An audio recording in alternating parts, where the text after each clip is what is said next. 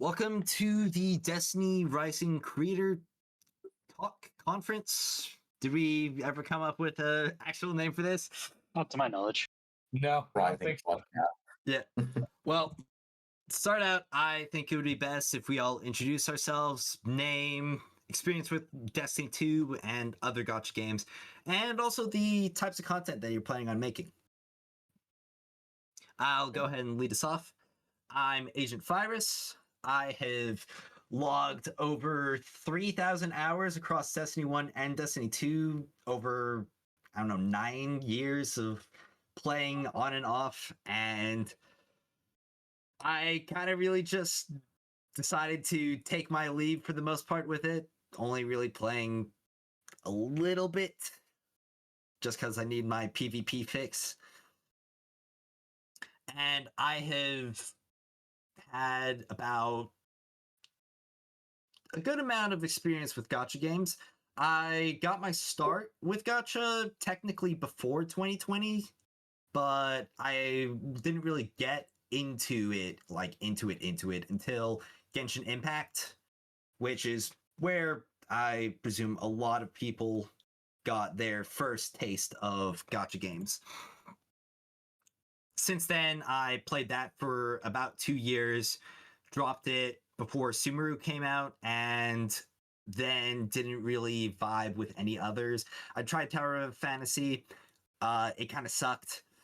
I tried Honkai, didn't really feel it, and then Wuthering Waves came out, and that's been my main game since it released. Welcome everybody. You guys see that we are doing a Destiny collab type of video about Destiny Rising. We're introducing ourselves right now. Types of content that I'm planning on making is pretty much just anything and everything about Destiny Rising. Guides, that's probably going to be a big major thing I do. Gameplay showcases, tier lists, talking about news, everything to do with the space. I'm just planning on being like the big general creator for it.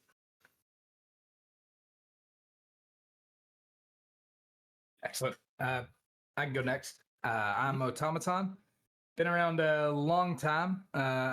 I'm now kind of getting back into content creation and shifting over to covering some of the more higher end gacha games. Former Fortnite, Destiny 2, and Realm Royale player and streamer, avid otaku. As a Destiny player, I'm a D1 Alpha veteran, have over 1,000 hours in the original Destiny played, excluding all of my AFK time, and 3,500 hours in D2. Team, I'd done raid races since the very beginning, basically. My team placed 176th in the day one Deepstone race and 511th in Vault of Glass. Nice. We've been around a while. I stopped after doing the day one races after Vow of the Disciple day one, though. But yeah, my content going forward is going to focus on approaching gachas as a complete novice and, opinions on various different games, such as the one we're discussing today. Yeah, I watched your video earlier. Real nice. I appreciate that. Thank you. I watched yours last night. Also nice. And I got to learn about a new character before this, so... Yep. All right. Suppose I'll go next. Mm-hmm. All right. I am Ryan Tenebrae. Usually I go by Uncle Ryan around the net. I joined Destiny 1 shortly after release. I was not a immediate adopter because I didn't even have a console to play it on at the time. I don't know how much time I spent on Destiny 1, but I did everything there was to do on that game, and I have, quote-unquote, wasted over 2,400 hours, deleting 2,300 of those hours over time because I keep wanting to replay campaigns. Your sunsetting's primary victim. Oh, yeah. The sunsetting of campaigns is a very big negative point for me. For gachas, I started with Art Knights January 2020. It's a tower defense game that has a very heavy story component to it. Was once going to have a collab with Destiny 2, but that went up in the winds after Bungie started doing their layoffs after Lightfall. Most of my experience with gachas is Arc Knights. My ex-girlfriend tried to get me into Genshin Impact at one point, but I never got into it. For content creation, I don't really do a whole lot of that. I do occasionally make a video if I feel the desire to do so, but I don't do it as like a primary thing I do. Okay. That's it for me. I'm probably last one. Yeah, I'm Callum. I've been playing Destiny since 2019 roughly. Started with Destiny 1, then hopped to Destiny 2 when it became free to play. I quickly found a love for PvP during COVID. And that's kind of it. I mean, right now as content creator, I focus on PvP mainly because I like it, especially because it feels like a bit of a like Destiny 2 Forsaken Shadowkeep era PvP, which is something that you just can't play nowadays with the state of current T2. And that's kind of what I focused on. That's where I specialize. Yeah, that's what I enjoy. Okay. We have 3,000 hours total on Destiny 1 plus 2. I forgot about that. All right, then I guess I go last. I go by the name of One Winged Angel. I started playing Destiny back in the alpha Destiny 1 days. I got 3,000 hours in Destiny 1. I think about 4,000 hours into Destiny 2. I play a lot of that offline. I don't normally, stream Destiny. I've tried many times, but my main niche in content creation is a game called Disney Speedstorm, which is a gacha game. I am a former #1 player in the world in that game, and I'm a YouTube, Twitch, Kick partner, and I'm looking forward to actually diving into Destiny Rising content as my way to get into the Destiny community. All right. Welcome to Destiny. Yep. Welcome. Yeah. Thank you. To get on board for sure. Yeah, welcome, 100%. especially with these better devs right now. Yeah. Well, I feel like a good topic to start off with would be, what are your expectations with Destiny Rising launch specifically? Can I start? Good. Yeah, you can start. Yeah. I want to start because I have like the least experience in PvE. I mentioned this to you, Fi. Like I didn't even read half the kits. I played all the content. I just didn't feel like reading it, unless it was PvP oriented. But so it was like a casual sort of approach. I liked how it didn't feel like it was too like the game felt very unfillery. It felt like you played the content, you leveled passively all your levels, all your characters, and the only thing that really differentiated your characters' levels was like the artifacts and the weapons. So I feel like a much better feeling than like what Destiny 2 is often at leveling, where it felt like a chore. And then that game content itself, it felt like there was little barrier between what I wanted to do and doing it actually. For example, the raid system, while I do feel it's a bit sad that the raid like as a whole is not very much respected, being just a player of thinking objectively, being able to just do the final boss quickly and get loot feels a lot better than having to struggle with LFG and then doing the whole raid and then people drop out. So there's this much better feeling of that, not to mention that the communication is easier with a ping system, with a clan chance. So like the PvE specifically feels like a more streamlined and social, due to all the social systems, also the clans, version of Destiny, which I think maybe Destiny 1 should have been on release, because they kind of wanted to be an MMO at the time, but that never went anywhere. So I think Destiny Rising does that far better. Oh yeah, 100%. The social features have consistently been like the biggest surprise and biggest draw for me when I played the Destiny Rising beta.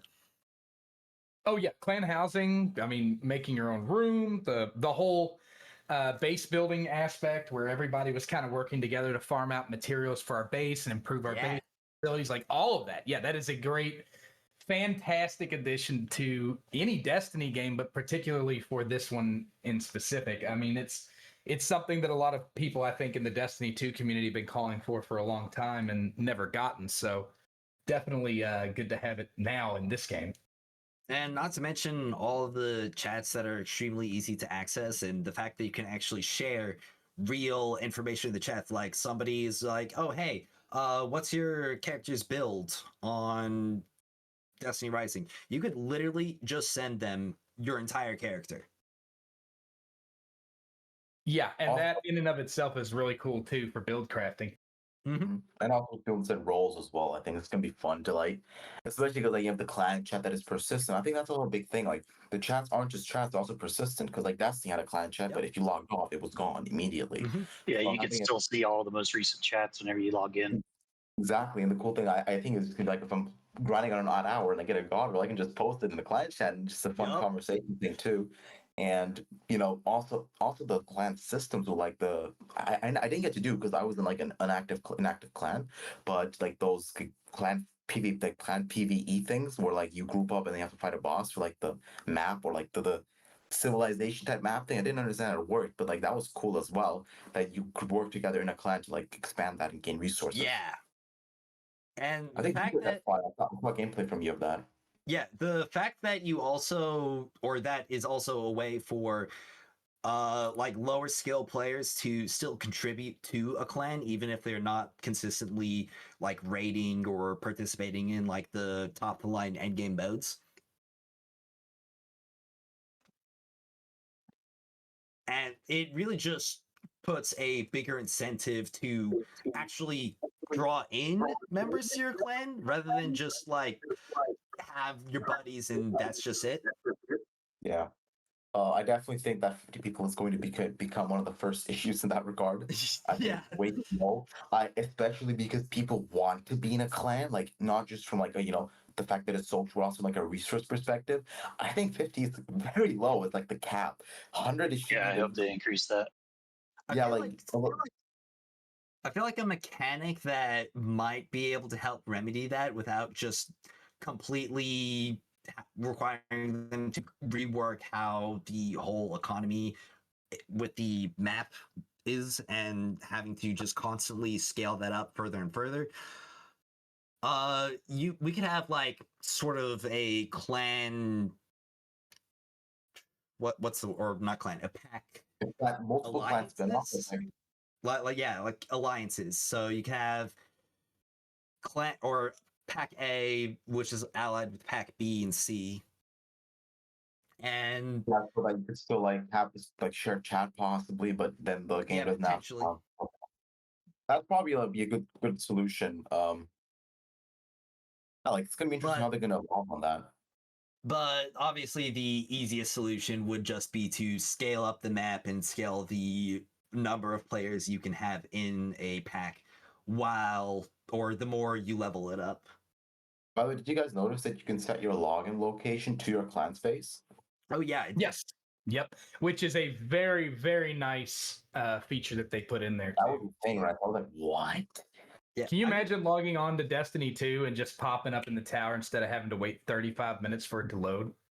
Yeah, that's one thing. Or like for example, do you imagine you could like choose to log in on the ridge immediately, or like for example like that, like multiple zones. I think that's a really cool thing too. Mhm.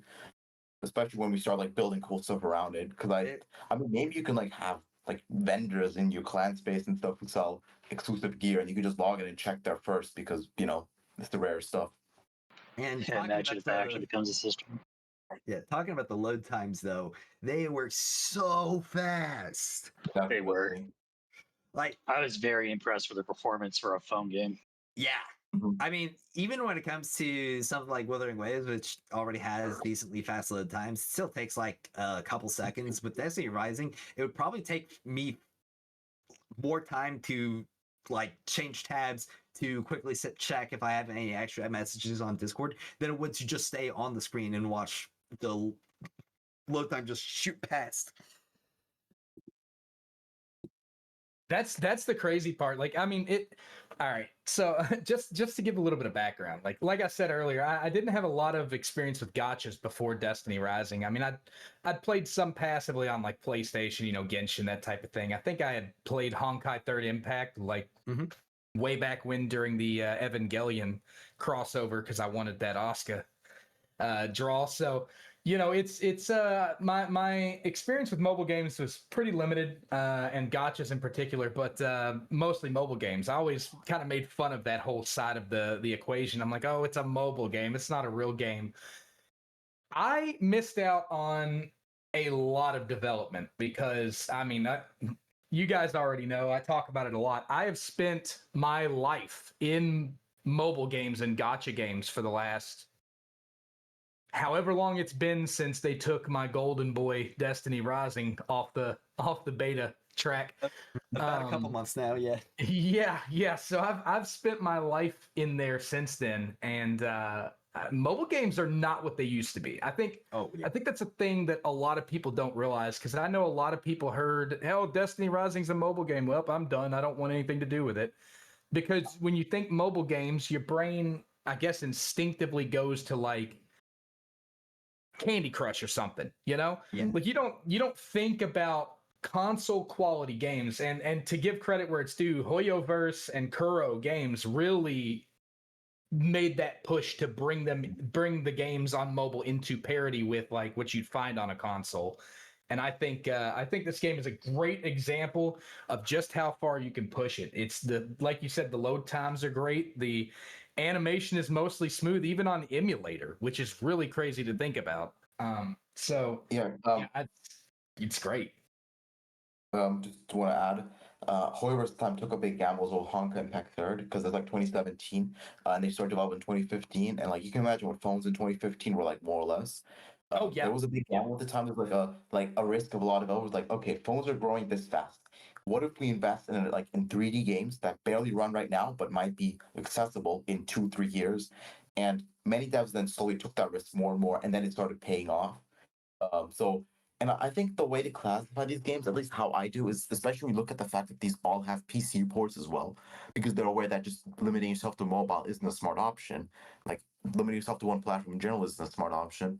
That like I just consider them to be like, games that have mobile ports. It's like a Steam Deck to me, basically. I mean, hey, Destiny It's a Rising was multi-platform amazing. game. Exactly, and Destiny Rising was amazing on Steam Deck as well.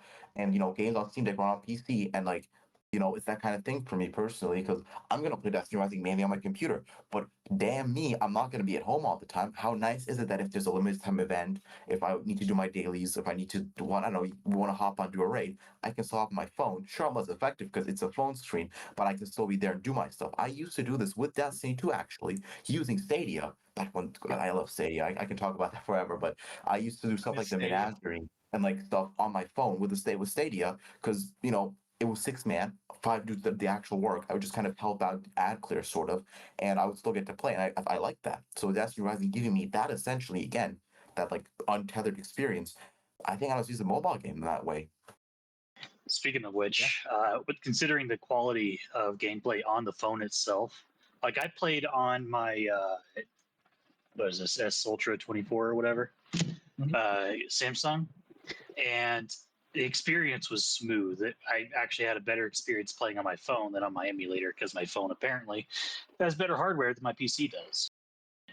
So I ended up playing using a HDMI dock for my phone, and that was just a amazing experience. So I think this game is actually probably going to push sales for HDMI docks and for those little handheld controller modules for smartphones. Yeah, Oh, someone 100%. commented that. Yeah, the Someone amount of commented people on that a I've video seen about in it the now. Destiny Rising server ask like, "Oh, hey, will this controller work, or will this like phone dock controller work, or will it be compatible?" Like, So I have a Razer Kishi Ultra, and I have a Backbone. My Backbone's on the fritz, but I believe, if I'm not mistaken, that both will work on there as well. Just as a side note for The anybody. Backbone does work.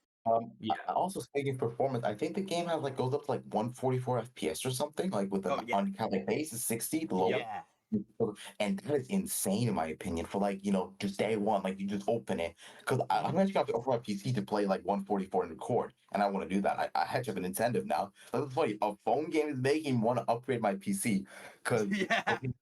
it all goes back to PvP, of course. Frames are very important for that kind of thing. And I'm like, whoa, yo, it's supported. How nice, just like to be able to do that. Like it took forever for like Destiny 2 to like on console at least to actually have higher frame rates, even with the PS4 Pro, which could have done 60, but they just decided not to because I don't know, Bungie was lazy. And to have that on day one to go that high on like any device, it's just awesome. Like I just want to say that like they have that much options as well. And also like the graphics can go really low and really high, which once again shows that they're really modular. Yeah, I agree. I On mean, I the- played on the iPhone, and the iPhone is it was really smooth. There wasn't like no frame drops or anything like that. So surprisingly, for a game that looks this beautiful, it plays really well on mobile. So I've actually got you guys beat here too. I played on a Galaxy Tab S6 Lite. That is about the worst thing you can play on, and it still played smooth. No way. I swear. What's the There were- processor in that? I couldn't even tell you. I can get you the specs real quick on it. But yeah, it not great. I'll put it that way. Because the Yeah, Snapdragon 8 is apparently a monster. Let's see here. So the Galaxy Tab S6.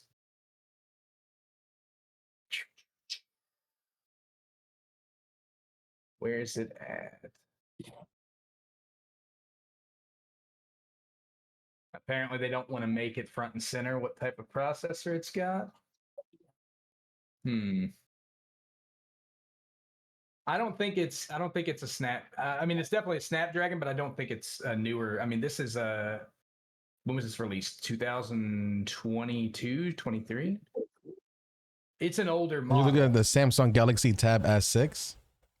Mm-hmm. All right, that one, it was released in 2019, and the processor is a Qualcomm SM8 150 Snapdragon 855. Oh, so it isn't Snapdragon 8. Yep. But Interesting. still, I think a 6-year-old device at this point, and the fact that it's running comfortably is so crazy. Like, Yeah, it was. It's got. I was running it on Android 12, as well. So I did have the latest version of Android that's available for the platform on it. But it was. It's the 64 gigabyte, 4 gig of RAM model. So it's not even the souped up version. So 4 gigs of RAM. It has a Snapdragon 855. And I mean, it was still holding. I mean, it was holding at 30 frames because that's all the device is capable of, but it was holding. And it played good. It was nice and smooth for the most part when the internet wasn't crapping out. So nice. I mean, that goes to show you how well optimized the game is. You know, yeah. for a device that's 6 years old and it still played it really well. Yeah, yeah, it's I don't know if you Imagine guys. I don't know if an how familiar optimized you guys game. are with sort of like gaming culture in China, but game optimization is one of the top priorities. Like, if your game is not well optimized, if you can't run it well on like 5 or 6 year old hardware or not top of the line hardware, they will rip you to shreds. Yeah, because that's the majority of the player base. I also talked to a lot of dudes there, and like they didn't like they played all the gotchas, but their phones weren't the newest, but they ran decently enough. Yeah. Like just the fact that it runs, and that was also the big thing. Just to parallel is that Wuthering Waves' biggest mistake was that it was unoptimized and buggy on release. The story was secondary. I think the story got pretty good. I actually liked the 1.0 story's conclusion with like the fight, but the issue Yeah. was the game ran horribly. It runs good now on the same device that it ran horribly on release, so they clearly improved it, of course, but that really soured the launch. You know, having it Yeah. be laggy, having it crash, and those also the bugs, and having that like having Destiny Rising have like almost none of these, while still adding stuff that we'll get to later, is like I think they're really ready for release. I was like saying they're not ready, Yep. but now that the recent like we're gonna talk about later, but the recent news, I'm starting to feel like wow, they've really been locking in like this optimized, this feature rich, and they're still adding stuff that like past the beta. Like for many gotchas, the beta like now we don't add content. This is the release stuff we just optimize, but they've already done the optimization. And they just keep adding new stuff to be excited for on release. oh Like the yeah, release is 100%.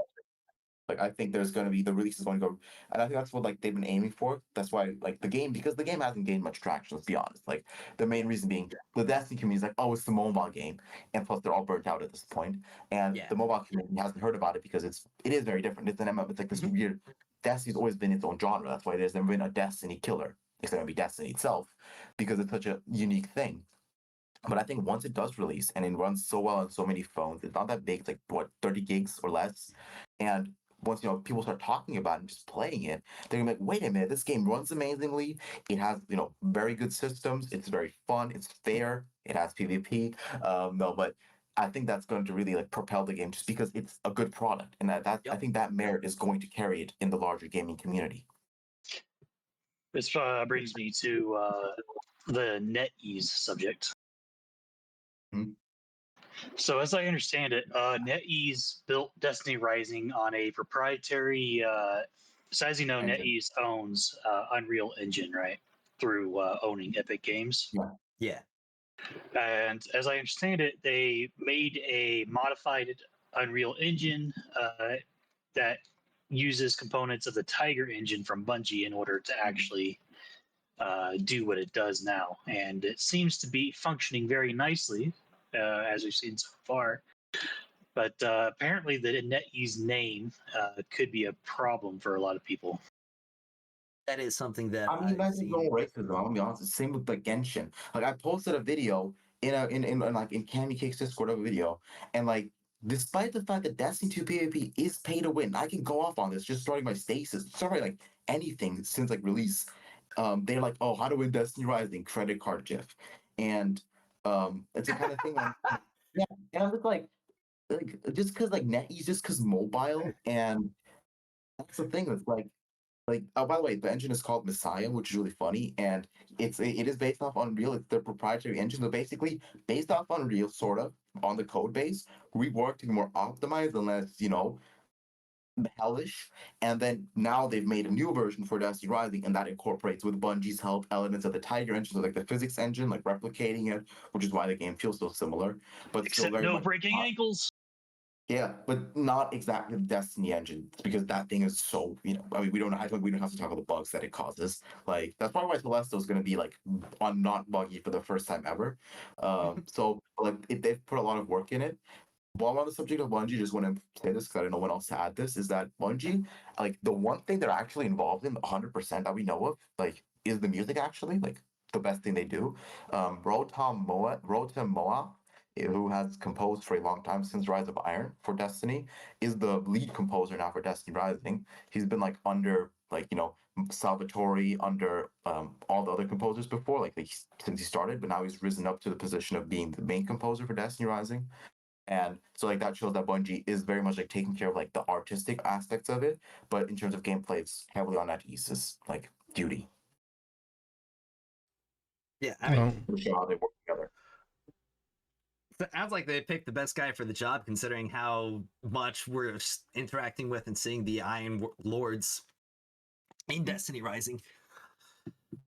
I mean, getting the main composer for Rise of Iron in Destiny Rising, and the music for Destiny Rising was a huge surprise for me. I already heard a little bit from the alpha, listening to that music, but nothing really stuck out for me. The main theme was nice. Haven's theme was nice, but when I actually got into Destiny Rising playing itself, a lot of it felt kind of like standard sort of Destiny music. But when we got into some of the newer content, especially like the newer beta content, like the new strikes, I mean, everyone that I have shown or talked to with or about like the Nexus interface strike has praised the music of it. Oh yeah, musical direction is fantastic. I mean, there are a lot of elements we can talk about in specific with Destiny Rising that is extremely Destiny-like. And one of the things I tried to articulate in the video that I posted earlier was that, Bungie, a lot of people thought that Destiny could not exist without Bungie, that it's an entity that is intrinsically tied to Bungie. Bungie makes Destiny Destiny, but I think if there's any lesson to be taken from at least my personal experience with Destiny Rising, it's that Bungie needs Destiny more than Destiny needs Bungie, because you can have another developer like NetEase come in and just nail the aspects that make Destiny great. One of those aspects is definitely the music, and I think they nailed it. The gunplay feel, the music, like there are so many elements that are just top tier fantastic. Yeah. Yeah, as far as I'm aware, the Absolutely. lead composer is from Bungie, but like the helper, like the whole team is like a mixture of Bungie and NetEase, probably like the art team. Mhm. Honestly, like not only do they replicate Destiny, which they do well, but like that's one thing. they also iterate on it pretty well. I mean, Destiny Rising had the shotgun hand cannon, the spread shot hand cannons before Destiny 2 did, with like old Yeah. prefect. And I think that's a really cool gun. I like its lore. I like the design. It shoots really well because I got it pretty early on.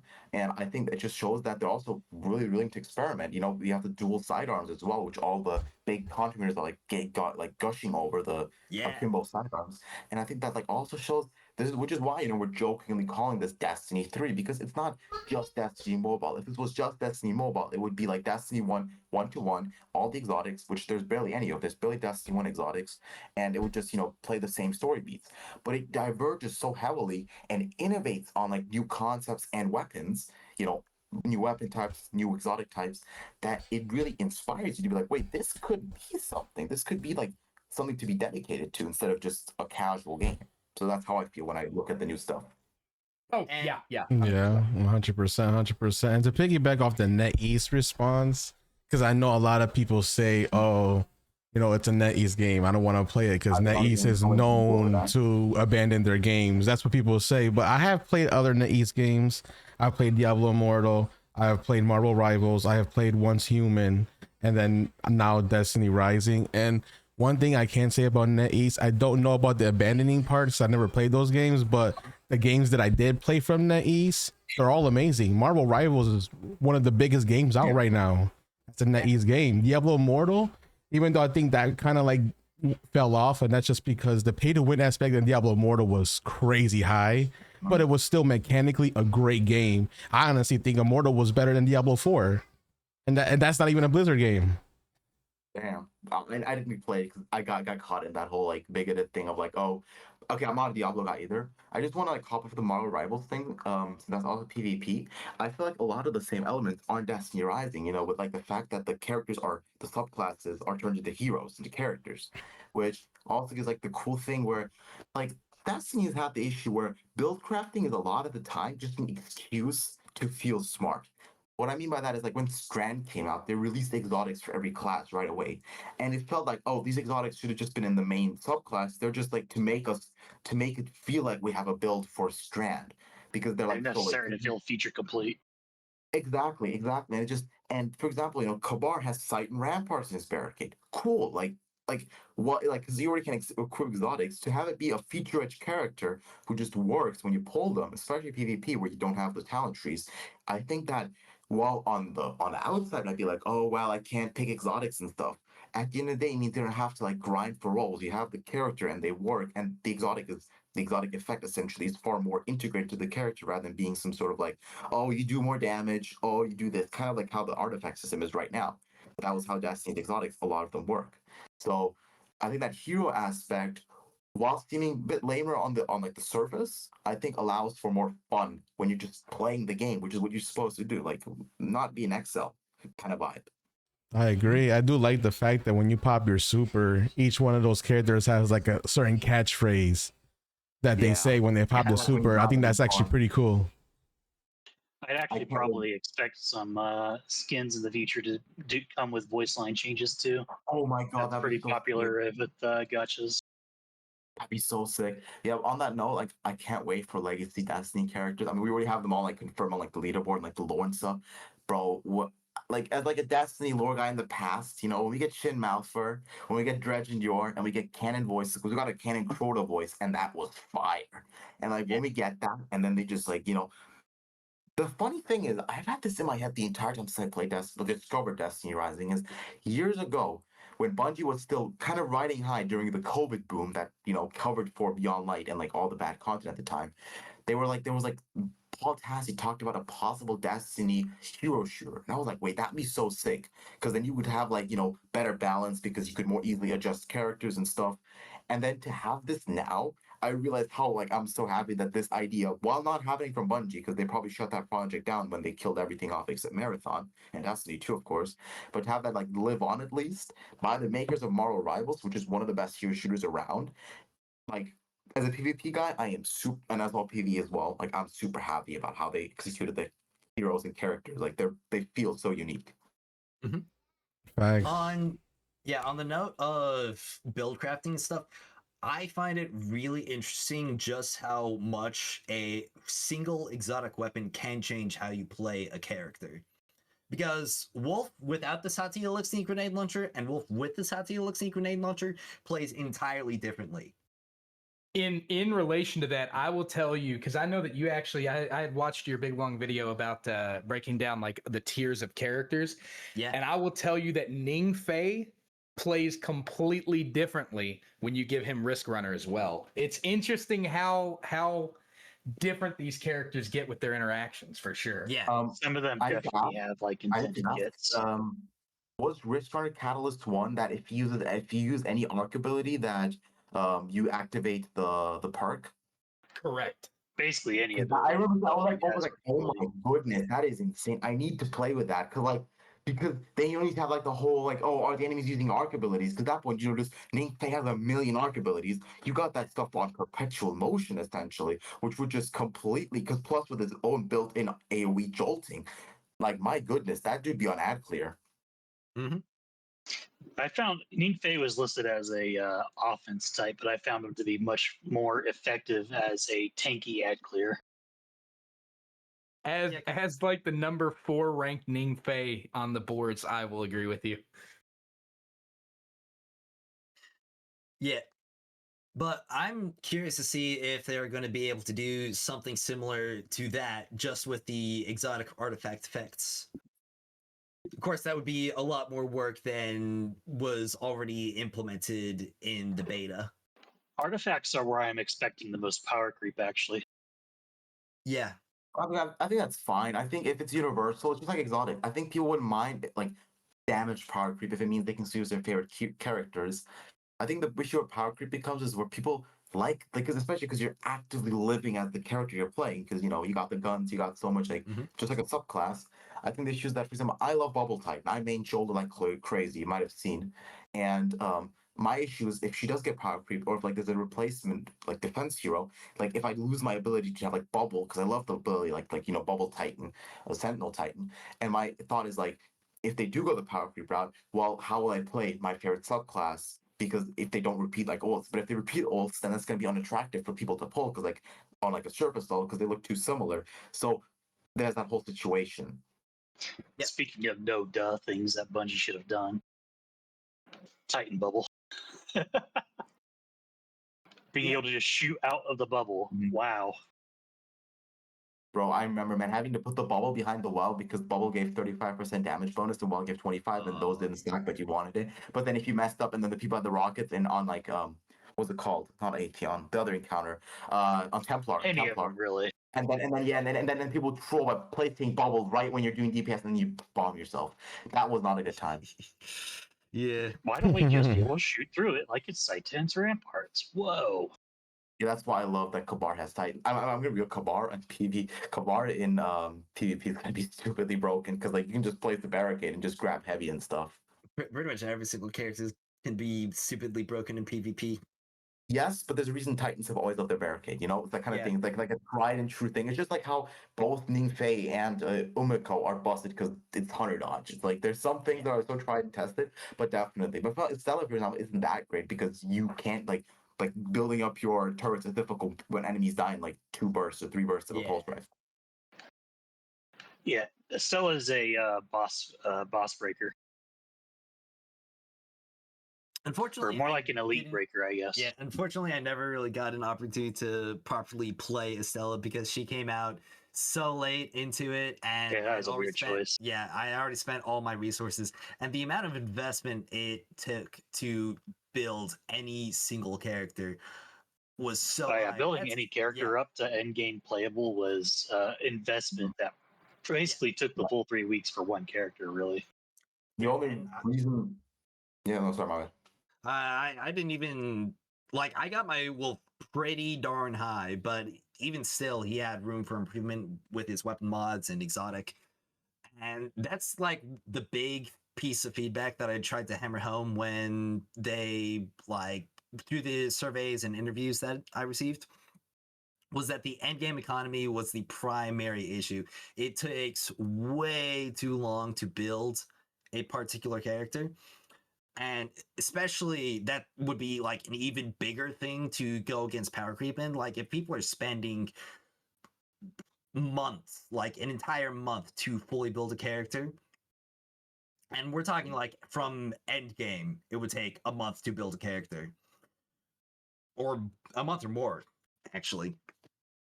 If a character is already gone in like, I don't know, a year or two, that will be. Whew. This is a part Yeah. of PvP in shifting gates as well. The funny thing is that both those modes have stipulations that your talents like are all set to level 1. You just need to unlock level Oh, 1 of yeah. your mastery and the level up talents on the bottom, and that the character is done for PvP. Then then they're 40 set and exotic set. I mentioned in my video today that I uploaded, and I think it's mad funny because like PvE players like use their characters 12 years of grind. I knew I used every 4-star because I just had to spend like the most minuscule amount of resources for them to Yeah. work. I think that there's a, and same for shifting gates. I think there's a bit of a discrepancy there where I'm like, that's a bit unfair. I think, like, of course, probably if they're gonna buff the economy, it probably won't matter at all because you get a character in like a week. But I think, like, yeah, that should probably be that's a bit of a weird thing to have between the modes. Yeah. Talking about shifting gates, though, that was so fun. I don't know I wish it how wasn't many that people. though. Yeah. It was just two I- teams of normal players. That was my jam. I loved it. I was Yeah, running that was around fun. fighting guardians. Yeah, like hunting guardians particularly.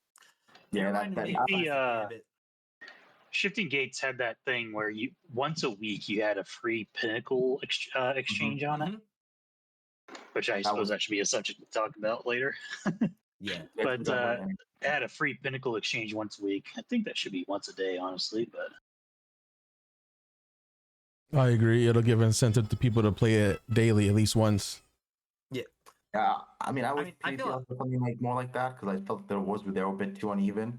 But like shifting gates, like that was nice. I wish I played it more because I really wanted the lightweight SMG it had.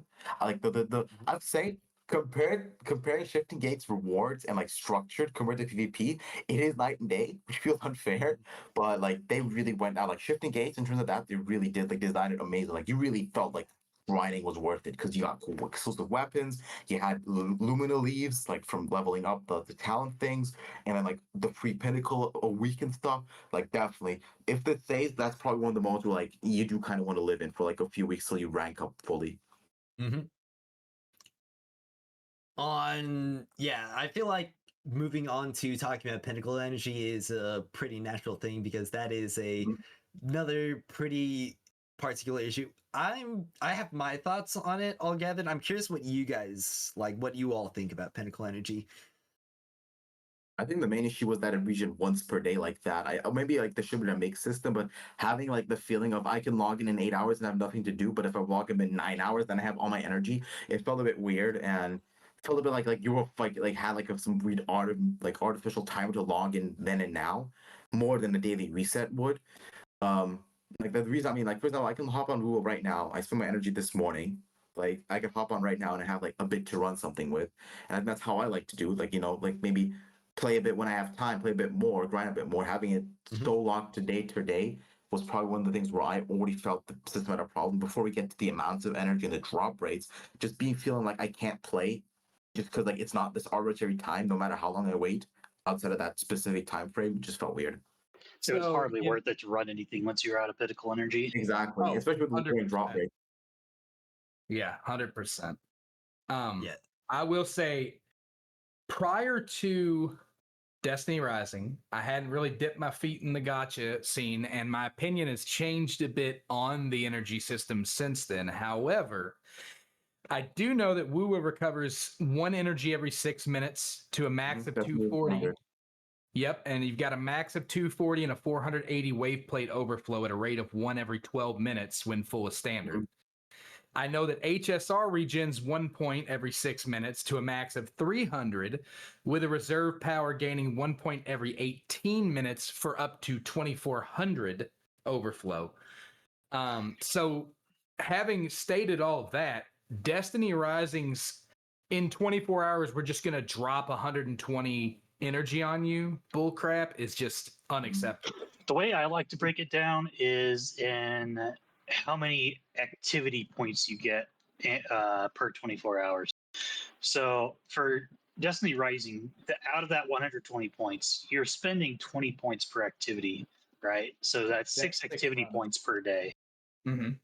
And that's where I get the issue is it's only 6 activity points. It could be whatever number. It just really depends on how many activities I get to do with it.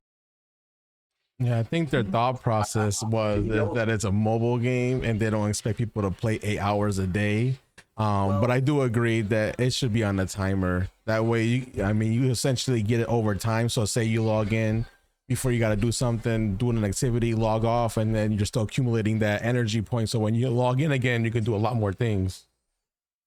To devil's advocate, I think the one of the reasoning was to, especially for the beta in this instance, was to make sure that the population centralizes around certain times. Like, sure, resets still brought new stuff, like dailies, but to really make sure that people can run stuff, because if everyone has energy, they want to spend it, of course, because they want the dopamine hits. But I think a compromise solution is, you get your normal energy regen, but then like many gotchas do this, you get like 60 energy like per day for free, like 40, like something to make sure that even if you have zero energy, you still have enough to do something or do a daily, like thing if there's like a challenge. And like to like have a compromise, like get a bit on like a guaranteed time, always have like a bit of extra free energy, but then just regen energy passively to play whenever you want, but still not be locked out of like, an event launched right at this point and then you forgot about it and you burn all your energy before you can't run it. Well, now you can at least run it once or twice before it's all gone. That'd be like my compromise of like because there's not a good idea behind having it at a set time for like the player base population, but not fun really. Yeah. So when it comes to pinnacle energy and I guess just the reward claims in general, it's really weird because it has to balance between being like a mobile gacha game and being Destiny. Because obviously, when it comes to Destiny, the big draw is that you can just keep playing, you can just keep grinding. But when it comes to like mobile games and gacha games, the fact that you can do your energy and then you can just be done with it is actually a big draw for a lot of people. It does definitely help with that. I think China and themselves actually have a law in place about having gameplay limitations like that. Yeah. For Like a lot of dudes didn't have that. Like I don't know. I think it's like inconsistently enforced.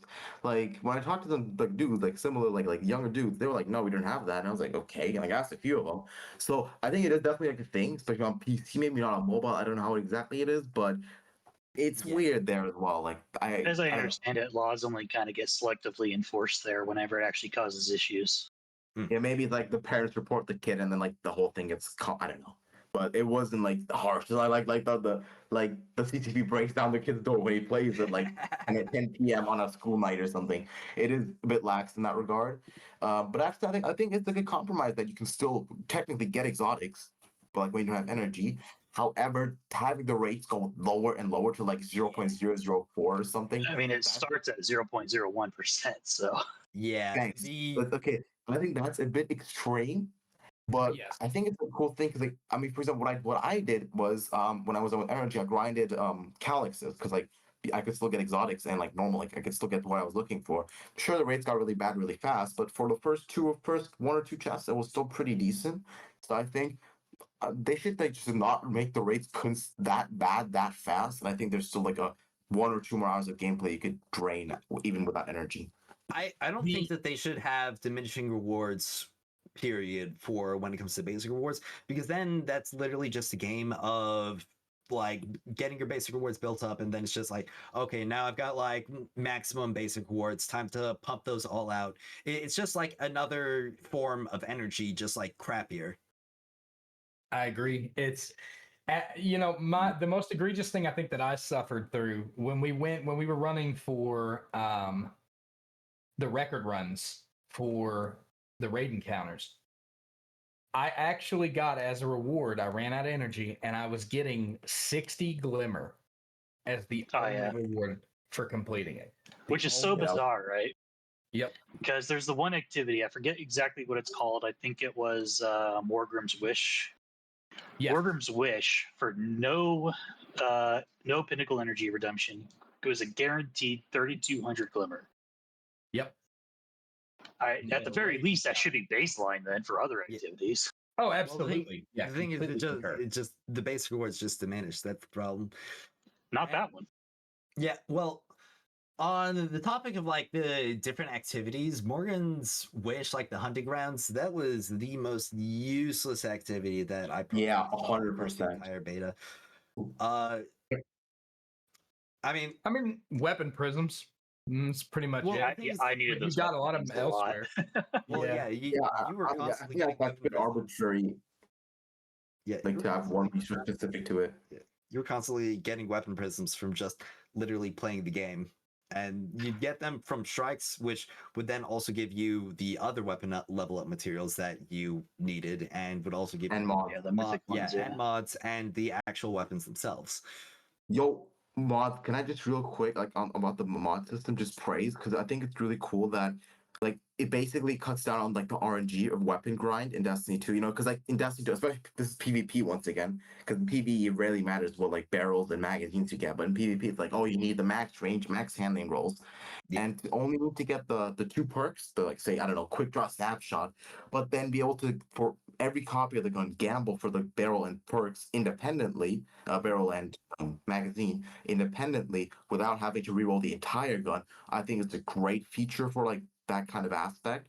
And also you could just change it around if you, I don't know, like the meta changes or something. So I think that's a really cool like curbing the RNG without having to go like all the way to crafting where there's zero RNG. So like Yeah. I think it's a good compromise.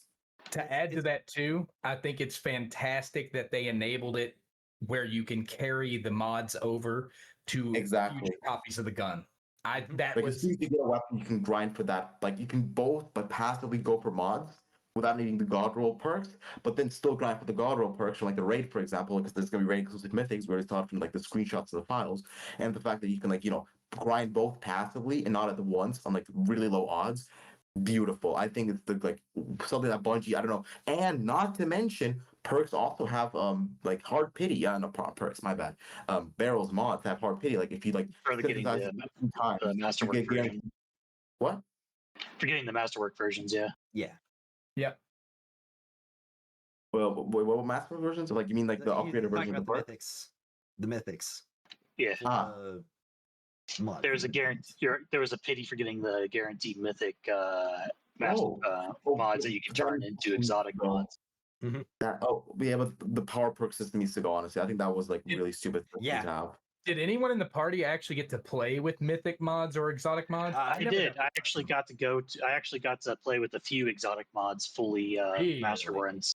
And what I could actually tell you something interesting about that is that they actually normalize the stats on those normalize when you get to the higher rarities and investments on those. So while they're RNG at the earlier levels on them, once you get them maxed out, they normalize to the same stat lines. Yeah. Oh, that's nice. But yeah, like yeah, like if I'm not correct, like if you like synthesize the mod a few times, you get a guaranteed higher rarity, which I think is really sick. Just because that just curbs the RNG more, but still keeps the grind. You got to do the master strikes with the keys and stuff.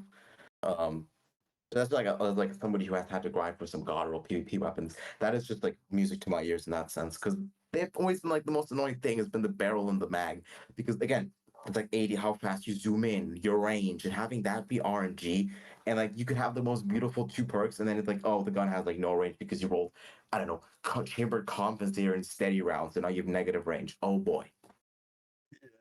But yeah, there's some really good systems they implemented. But also black market, so yeah.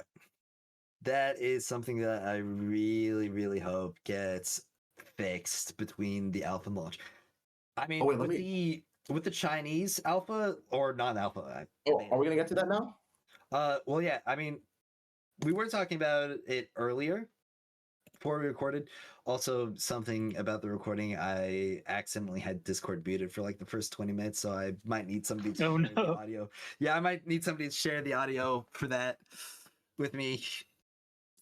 But yeah, with the Chinese beta coming out today, we're probably going to be seeing a lot more news about any kind of changes and just new things that are coming out in the beta, and talking about changes and new things that we already know from the beta. I'm just gonna pull it up on my screen right here. So basically, this is the same beta that they had in the China joint, from what I'm aware. Yeah. The first thing you can right away note is that the UI for both, for example, mission perks, energy, power level, not energy, power level, it is different, and the getting ready screen is more detailed. There's more lights, and the characters have a bit more spaced apart. Yeah.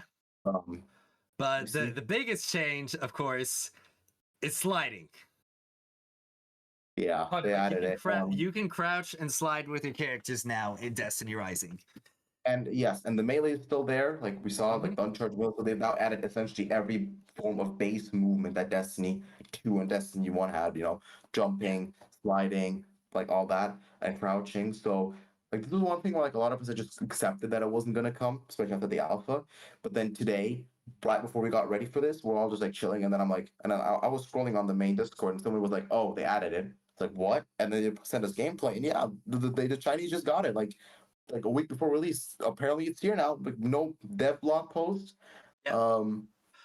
Genuinely insane, because again, going back to PvP, it's that's the movement skill gap, crouching a lane and then taking a snipe and then dodging, or crouch spamming to hide, to modify your head hitbox and stuff. This is a lot of what Destiny PvP boils down to, the aim duels. And having that back is damn, this is really getting close to what a lot of people love, and that is going to be good for the game in terms of getting Destiny 2 players to try it. Yep, 100%. Yeah, I mean, it's. I just today said in my video, sliding isn't in the game, and then 2 minutes later, I found out sliding was in the game. Yeah, that's honestly how I feel about a lot of this stuff leading up to they've been so wacky when it comes to the communication, because it's silence, and then it's oh yeah, they just accidentally revealed a new character and 3 new exotics with the TikTok ad. Yeah, and it's not even on the main screen. It's just in a corner somewhere.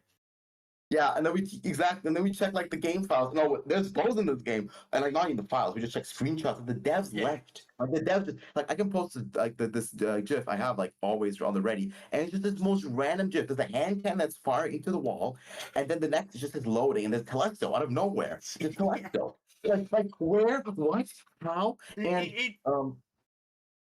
it's just so funny, because when it comes to game devs, especially oftentimes when it comes to gacha, they're just showing off everything, because okay, yeah, show off as much as we can to make it seem like we've got a lot more than we might actually have. And with this, it's just okay, we're not really saying much of anything. We're just showing off the game and stuff, and just okay, yeah, there's this new thing. Yeah, I mean, we made more Sparrow Racing maps. I know it was kind of needed, but it's not really a big announcement or anything. Yeah, it's oh, Sparrow Racing's here. Yeah, we're just gonna come to the game, it launches, okay, yeah, there's another third raid or something. Yeah, at this point I don't even know, because yeah, a third area for the Red Sea Rifts, because it only has 2 right now. I don't know, man. It's kind of wild, especially after they just removed content in the beta, with Maru not being in it. I don't know how about still. Also, wave frames. We got these wave frames because they actually left it in one of the character tutorials. But we couldn't get it in the actual game. So there's so much in this game. They're just nah, we don't need to show it to them. They'll find out eventually, anyways. Yeah. Yeah, we first found out about the new character. I think his name was Messi, the EXO. Rossi, from the Rossi, yeah. We found out about that character from the Elemental Partner system. I forget what Light it was called. Light linking, that's right. We first found out about that from his name just being casually mentioned there. Yeah. For example, Jolder and Rossi. I'm who's Rossi? Yeah. We know they're a barrier user now, at least. Yeah, who grants overshield. So, and a Forcer. And can we talk about the gacha after this? Because yeah, the rates. We could probably talk about it right now, actually.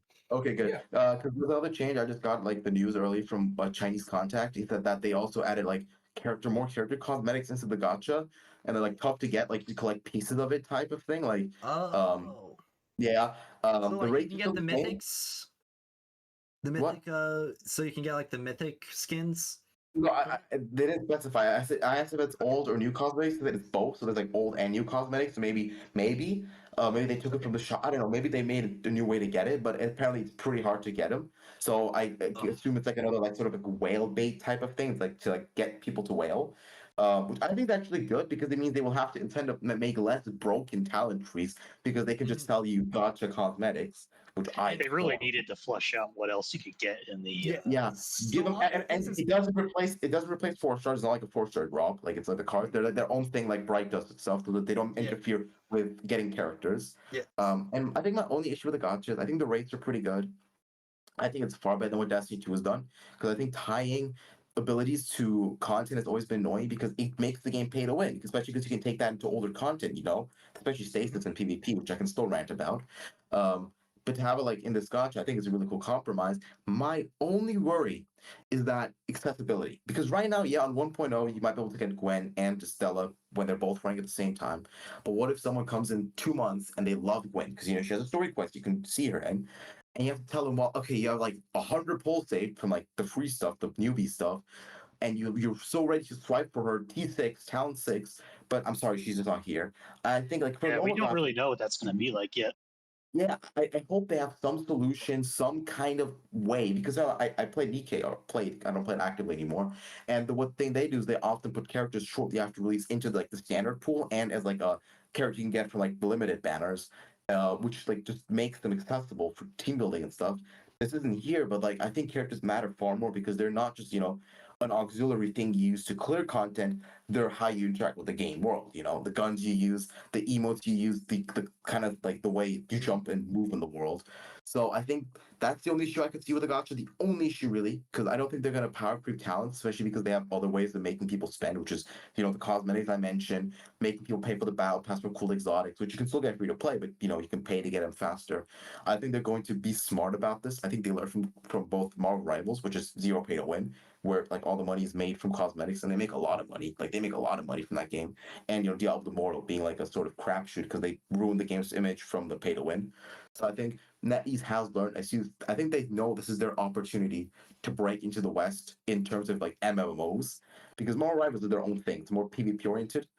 And this is like their sort of, because if this breaks, like if this goes big and people say this game has gotcha, but it's fair and you can just have fun in it and you can buy cool skins, it's going to take off in many ways because Destiny is Destiny. My Destiny is just Yep. popular.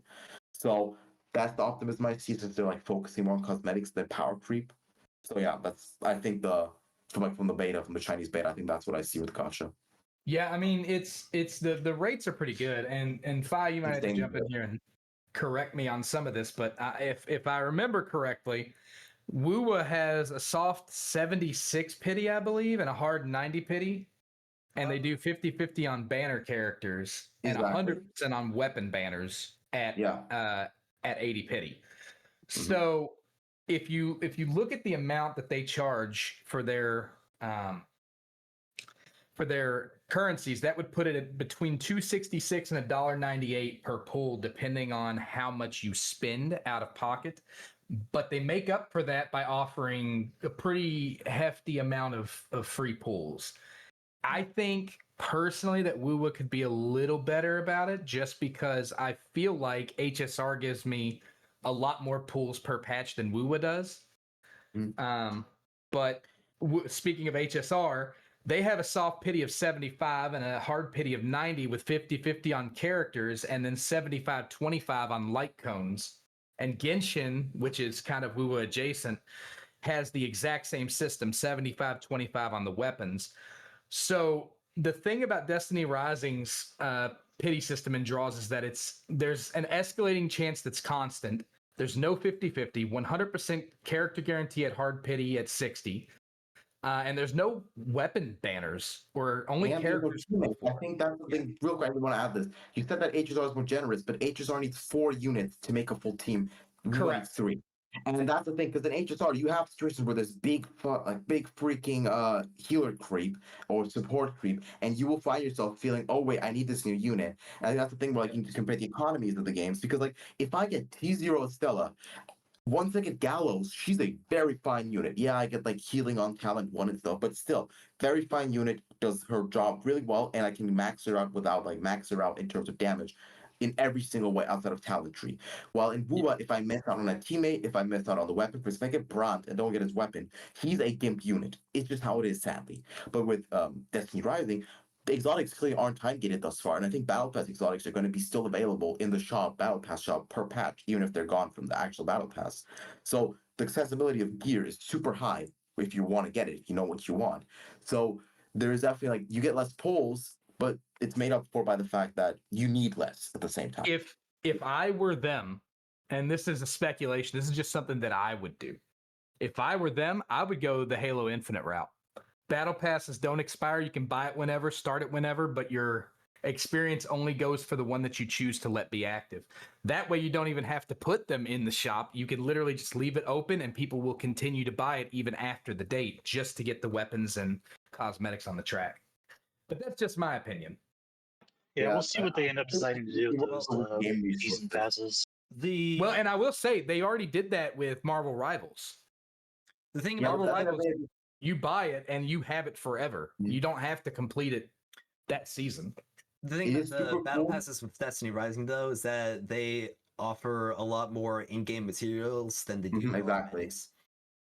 Because I think otherwise you can really just come back like you could just stack up battle pass and like maybe grind it out so hard. Or if you're a new player, it may create a situation where you have like the resource economy gets a bit bonkers from just how much you can start stacking. Especially if you like min max your account on like one unit. So if it was just cosmetics, I think that's also what I think Infinite has. It works really well because cosmetics you don't want to miss out. That's like stupid. Like why miss like that's just pure FOMO. But there's a bit of like an MMO balance thing that I think they might worry about, which is why they still want to keep the weapons available. But like make sure you can't get too many. I think, but it's a good point. But yeah, like that's we'll have to see. I assume not because they're copying the Destiny 2 system a lot with the weapon and like you can get the battle pass exotic for free if you go to the end, but you can get it at level 1 if you pay in that system. Speaking of payment, battle pass is only $5. It's only $5. That's crazy. $5 a month or $5 every probably 2 months. It looked like for the season pass, and $7 a month for the or $7.50 a month for that. What was it called? The silver light thing. Tree of silver light. That was also $5. Yeah, it's $7. And I did the math on this. You get roughly 30, if not actually more. You get like 35 pulls because of the Battle Pass. If you buy Battle Pass and Lumina Leaves and do your dailies. So just dailies, like you disregard all the new, all the story content, all the exploration, everything. You get 30.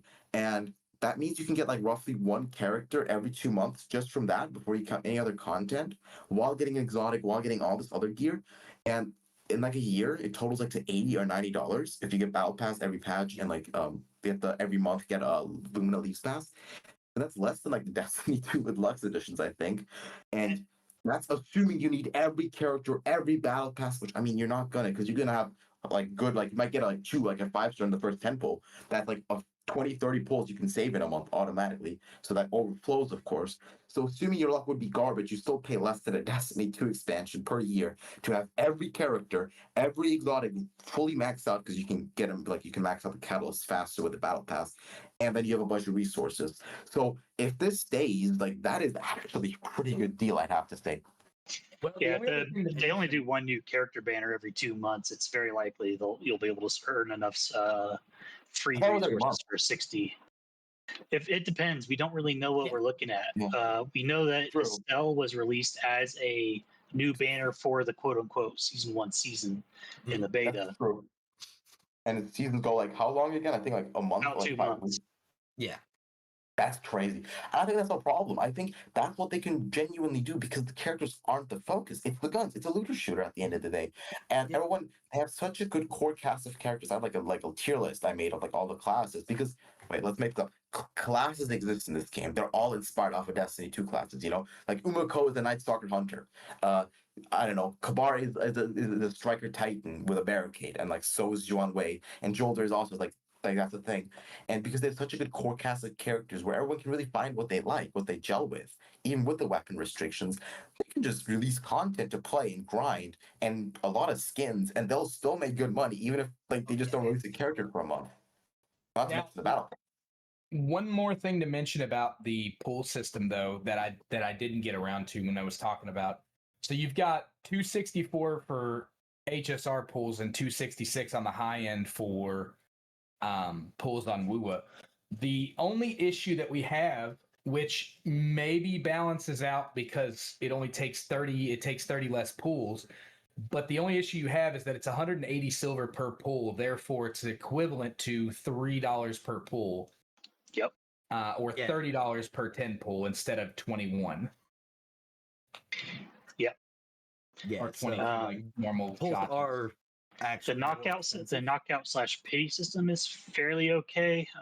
You're guaranteed a 5-star after 60 pulls or 610 pulls, and you're And- guaranteed a 4-star every 10 pulls. You And it's will, always a on character average, as get well. a 5-star much sooner than 60. Mhm. Somebody Like, did the math like, during the beta, and average 5-star luck was like pull 35. Yeah, And it I was would pretty. say one of the reasons for that, I mentioned it earlier when I was talking about how these systems work. So with the soft pity in these other games, you have to get in the like 10, 15 range before you start feeling the chance increases on your soft pity. Mhm. But with Destiny Rising, it shows you the number on the left as you're doing pulls. so And every cool, by the time you way. do a 10 pull, your chance escalates a little bit. It's a continuously increasing chance and an escalating chance, if you will. I gotta say, on one hand, it is like a bit scummy because like I was like it's like saying, oh look, your chances went up.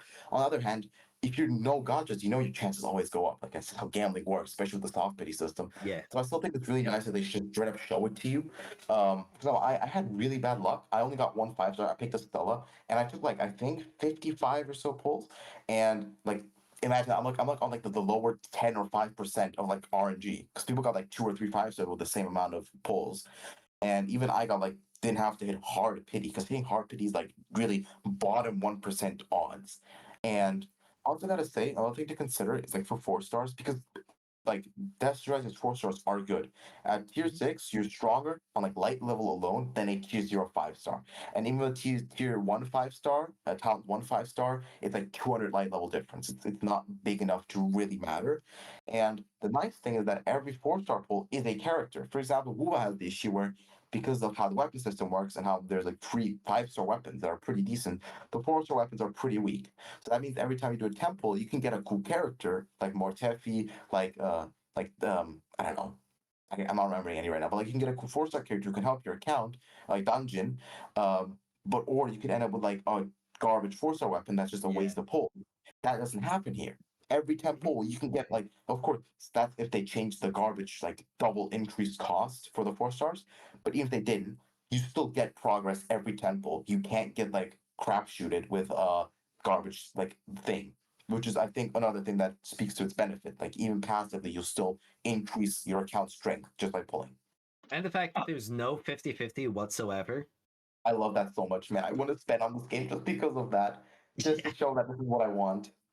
Now, as a side note on that, though, one thing I did notice that maybe nobody's thought about, maybe they have, I don't know.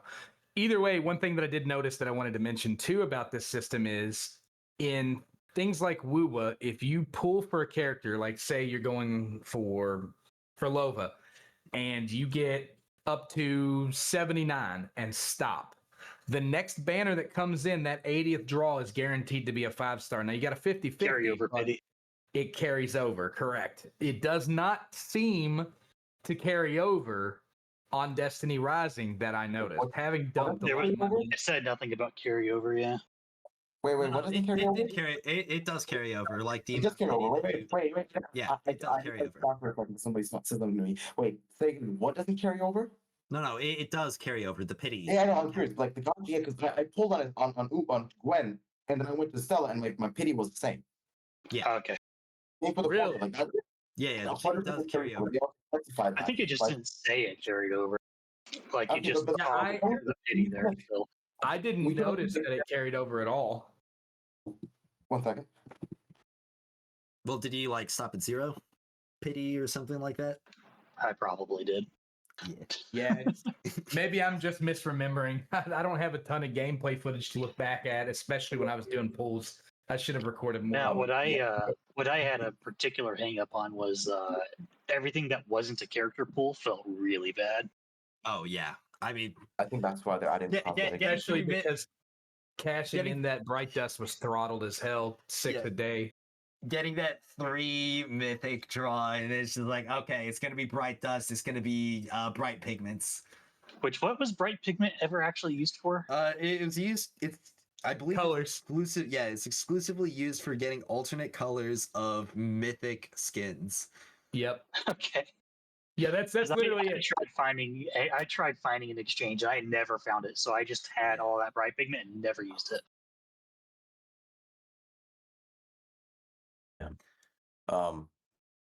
But yeah, like the gods are definitely. I think that's why they're adding the card system so that you have a bit more of a motivation to keep pulling. Mhm. But yeah, like the 60, like it does carry over, and it's very fair, I have to say, in that regard. But I also think it's gonna be smarter. Either to go for talent 1 or to just go vertical, like or go like horizontal. Yeah. Because like the thing is like talent 1s have to be worth it because the light level itself isn't that worth it often because like it's just too, I think 400, especially because some activity has power suppression, at which point it doesn't matter. It's gonna be like a case by case basis, but for example, what was The thinking talent ones are usually pretty good. What? You're talking about talent trees, right? Yeah. Yeah, the talent 1 on those usually looked really good. Yeah, I think that's what they're trying to bait with. But But I also Kumeku's, I think, was a third shuriken charge for talent 1. Oh yeah, no, but for 4 stars, they're always going to be amazing. That's the point. You need to T6 4 star for it to be really competitive. That is the point. I'm talking about 5 stars because that's where like a bit more like niche or like for example, Gwen looked good with the 60% super damage, but then her super's kind of mediocre in damage. So I wonder how they're going to do it. My fear is just that one day we get like a unit that's super strong at T2, at tier like talent 2, and just completely like takes over DPS metas. But I think that's just outbalanced by exotics being 99% of your damage, what it feels like, or 90% of your damage. I mean, we've already seen how a lot of characters are probably going to be differentiated in Destiny Rising. We're going to have characters that primarily scale off of ability damage and characters that primarily scale off of weapon damage. And I think with the limited amount of time and resources we had in the beta, it was really, really easy to see like weapon scaling characters like Wolf tend to just completely shoot up super quickly. But somebody who's like Estella, who is exclusively all just ability damage. Estella, I'd argue, was weapon damage, but required her abilities to like get to that point. Well, I think. yeah. I think the reason Wolf also took off was that the exotic was guaranteed, and Izanagi's was also easier to get. I think the reason, for example, why Gwyn and Estella didn't take off is because they both needed raid exotics, and people just didn't get them. By that I'm talking about the Octo shotgun, the Izanagi of shotguns, and Gallows, which I think people just didn't get enough of. I never saw those. Yeah, and them I didn't get a single exotic just raid. talked I about did it a too, ton where of like those. the exotic matters. I didn't get Risk Runner for Ning Fate, and I didn't think he was good. I think with Risk Runner PvP, he probably is like insane. But if you don't get it, and I think that's fine, honestly, because it's gameplay. It's all in gameplay. And I think that's a beautiful thing to do, just because people want to keep playing that if they feel like their gameplay upgrades their characters because they keep grinding. But I think that's why Wolf and Tantu showed better or seemed better, and Umiko, because their exotics were easier to get or guaranteed, while units that needed a more RNG based exotic showed off less because people just didn't have the stuff they needed to show them off. So that's going to be a pretty big thing then, I guess, when it comes to sort of ranking characters more than just their like maximum potential. It's also going to be ranking them based on how quickly you can reach that kind of maximum potential, and also how difficult it would be to play them at that level.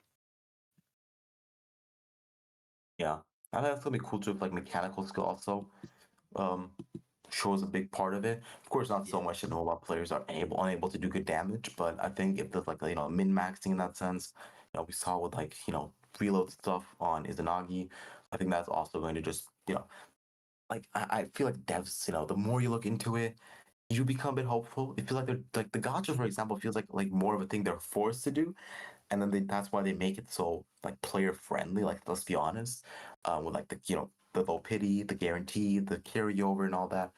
Like it shows that they maybe just like have to do it as part of their gig, but they go more for skins, which is why the skins are really good. So I think, I think the yep, my bad, yeah, say. I think above everything, the biggest money earner they're banking on is the black market. Yeah, That would ruin the game honestly long yeah, term. I'm not gonna lie, like yeah. the As black market is, it could something. if you think the black market's going to ruin the game long term, I think the way it currently is going to do that. Wait, what do you mean? Like the game being like it is now what? The black market, you know what I'm talking about? Yeah. Yeah, like if it I is made like a in the whole beta, video on it. it's gonna be yeah, exactly. It's gonna be bad long term for the game if it stays like that. Yeah, that because as is, that's where you could dump a whole lot of money just to progress a lot faster than Yeah. anybody else. Yeah, if that isn't changed, then it's going to be ruining the world's first race. Even if they disable talent races, it's just going to be dudes maxing out their Zanagis. You know the whole activity thing. That's like more damage bonus essentially. But I think it's going to change. I mean, it would suck to have like 9 out of 10 things correctly. The gacha is easy to get. The gearing is fun. You know, you can't buy weapons, and then they just mess up by making you buy upgrades, like buy resources. It's just feels a bit backwards in that sense.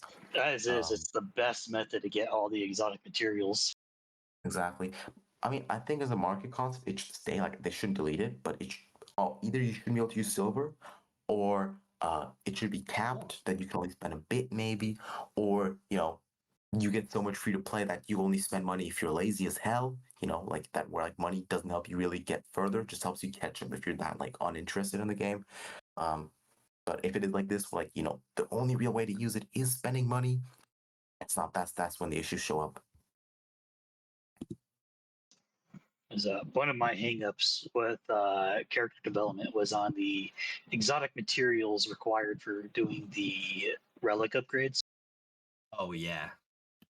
Whenever we looked at the math on that, it was it because if you were free to play and you were uh, reaching the highest ends of that once every 2 months Grandmaster Strike kind of activity thing, I forget what they called it, something ops. Calamity. Calamity ops, yeah, that's it. Once every 2 months of calamity ops, it would still take you between 3 and 4 months of doing everything you can do just to max one character's relics. But if you paid into the black market, you could be done as far in as little as a week. Sounds like their black market is going to be similar to like the market in Diablo Immortal, where if you want to get, you know, the best DPS in the game, you got to buy I forget what they're called. They're like stones or whatever. And like they give you like crazy amount of like stat bonuses. And then PvP, you're pretty much one-shotting people that don't pay in order to like, you know, advance those stones. Thankfully, This is the point where I PvP mentioned that. Wait, Yeah, one this second. is This is the point where I mentioned that PvP is unaffected by black market except for mods and for exotic activity bonus. Weapon stuff. Yeah, exclusively the weapon stuff. That's the only part it affects. Because the levels, you know, the big thing where the exotic upgrades, so you're like max leveling, that doesn't happen. You're set to level 1. Talent trees don't work, and black market has such a minimal effect on PvP that is really only an issue for PvE. And an actual Now- issue because you want to level exotic because that is a big upgrade. Like, and it's a realistic upgrade. It's not like whaling. I do Where like it does that. end up affecting PvP is the masterwork modules for weapons are also obtained at the greatest rates from black market Yep. as well. Yeah, but that's where the issues show up. But like, it isn't affected in like the same level that PVE is because PVE has the leveling, like the character relic level thing as well on top of that. It's good to know though. It's good to know because, you know, imagining if all that stuff is, you know, on PvP, I can only imagine the one shots where people will just one shot everybody because they're maxed out. Oh yeah. Is it the point where I can talk about the PvP balance? 1 second. I really got it. Mhm. So the funny thing is they actually decided that snipers should not one shot unless there was a single sniper that one shot that was because of a bug. But even high impact snipers, if you didn't have a damage buff, did 733 damage post damage resist because of the way health works, which meant that you could never one shot someone. I have like a clip where Q took a headshot, healed himself off because he was at a tall. He used both his stacks to heal off, and then he popped again, and I just couldn't kill him with one hit, which And shotguns are really inconsistent in close range as well, which is why you need the melee, which is why I was worried about that. If the melee was gone, that shotguns would be useless. Um, and the only thing that can one shot is, yeah, linear fusions can as well. They're the same issue with snipers, same headshot number. But only rockets can one shot, and that's if you do direct impact, which is why I'm against rockets having ammo on spawn, because they're just one shot machines. So I think that's really funny that for PvP they went really hard on the balance. Like the weapons, the primaries are pretty balanced. They feel like Destiny 2 and time to kill. But then the heavies are just, like and then there's no one-shot abilities, like barely any. The only one was like Zhuan Wei's grab because it was bugged and it would like physics you to death. And that was definitely a bug because it had like a 10-second delay sometimes of like killing Yeah. someone. Like you'd grab someone, you'd run away, and then you just die suddenly. So when you look at it, it's really weird how PvP has been this delicately balanced outside of the heavy ammo issue. And you look at PvE when then Izanagi has been ruling the game for like a year now, if you count alpha and beta. So I don't know what they're doing really. Maybe the Moral Yeah. Rivals team is working on it. I think I have an idea on why the snipers are like that. The snipers don't feel like Destiny 2 snipers to me, or Destiny 1 snipers even. They feel like Halo snipers to me. Like they have perfect tip fire accuracy. Not really. And what's up? I tested it. They miss a lot. Like they hit they can't like they're not. I know what you mean. They're more accurate, but they aren't like Halo snipers. That is like godly. That is godly. But they are similar. Yeah. And in addition to that, there's very significant aim assist currently in there for precision weapons. I'm not gonna lie. Some of the best Destiny 2 snipers also have that. Like I can show you Yeah. clips of like opening shot like snipers that have like max aim assist and like targeting mods, and they would really just like you'd hit the body and it'd be a headshot. It was that sniping has always been a bit of a joke in Destiny 2, which is why I'm shocked they don't one shot. But yeah, like they're balanced, like that way they're balanced. Like they're aim assisty, but you need to chip the enemy to kill them, which puts snipers in either a role, which they can't do because the only snipers are with scouts. But like if you have, for example, a hand cannon, you could like quickly switch to a hand cannon because of high handling and like clean up the enemy after a headshot. But you can't do that because a scout is too slow. So the only thing you can really do to guarantee one shots is to help allies if they're in the middle of a fight. Because if an enemy has like one like bullet in them, then you can one shot them because they're low enough. So it's really funny how it's balanced around that, like a sort of like a team play style. You can't really play out with a sniper, except Argali, which was a legendary sniper that was bugged and did like 800 to the head. I like that right there, guys. I like that right there. That's some good information here. I abused it. I didn't realize that there is a Destiny Rising China beta that's going on right now. And they released a lot of new stuff too. Click on enemy, just be a headshot. You can slide in the game now. Like it's crazy. Unless they nerf them heavily and like aim assist, because they will rule like brand PvP, like in a good way, like like not pay to win, but it will just turn into everyone runs around the sniper and just quick scopes, like it's Modern Warfare 2. That's another thing. I noticed the aerial effectiveness isn't a thing. Oh yeah. Yeah, no, that is. I'm so glad. I'm so glad that it really is like old Destiny 2 and like Destiny 1, where sliding doesn't ruin your accuracy. Well, I believe it's not going to, because if air in air, and you can just jump in the air and you can just hit your shots, and it has to be, because Destiny is like it is like Quake in that sense. You jump in the air, you take your in air shots, and that's, especially PvP, that's just how it's supposed to feel. And I'm glad that they realized that, and they did what like the player base has wanted for a long ass time, and they've made it. You can jump in the air, you can hit your shots. I mean, I showcased that on my wolf guide, and I was just in the practice range. I had my auto rifle out. I was just like jumping left and right around the boss and just perfectly tracking on the head. That's the point. I mean, you just, as long as you can aim, you should be able to hit in the air. Like, there's no reason to actively make your aim worse unless you're trying to like make people not use the inner movement. And I have to say, the fact that they made every jump really good. Like warlocks have actual upward movement. Titans can really float in the air for a while. Like actually like the thrusters, and hunters have built-in stompies. Basically, like they're really good at jumping.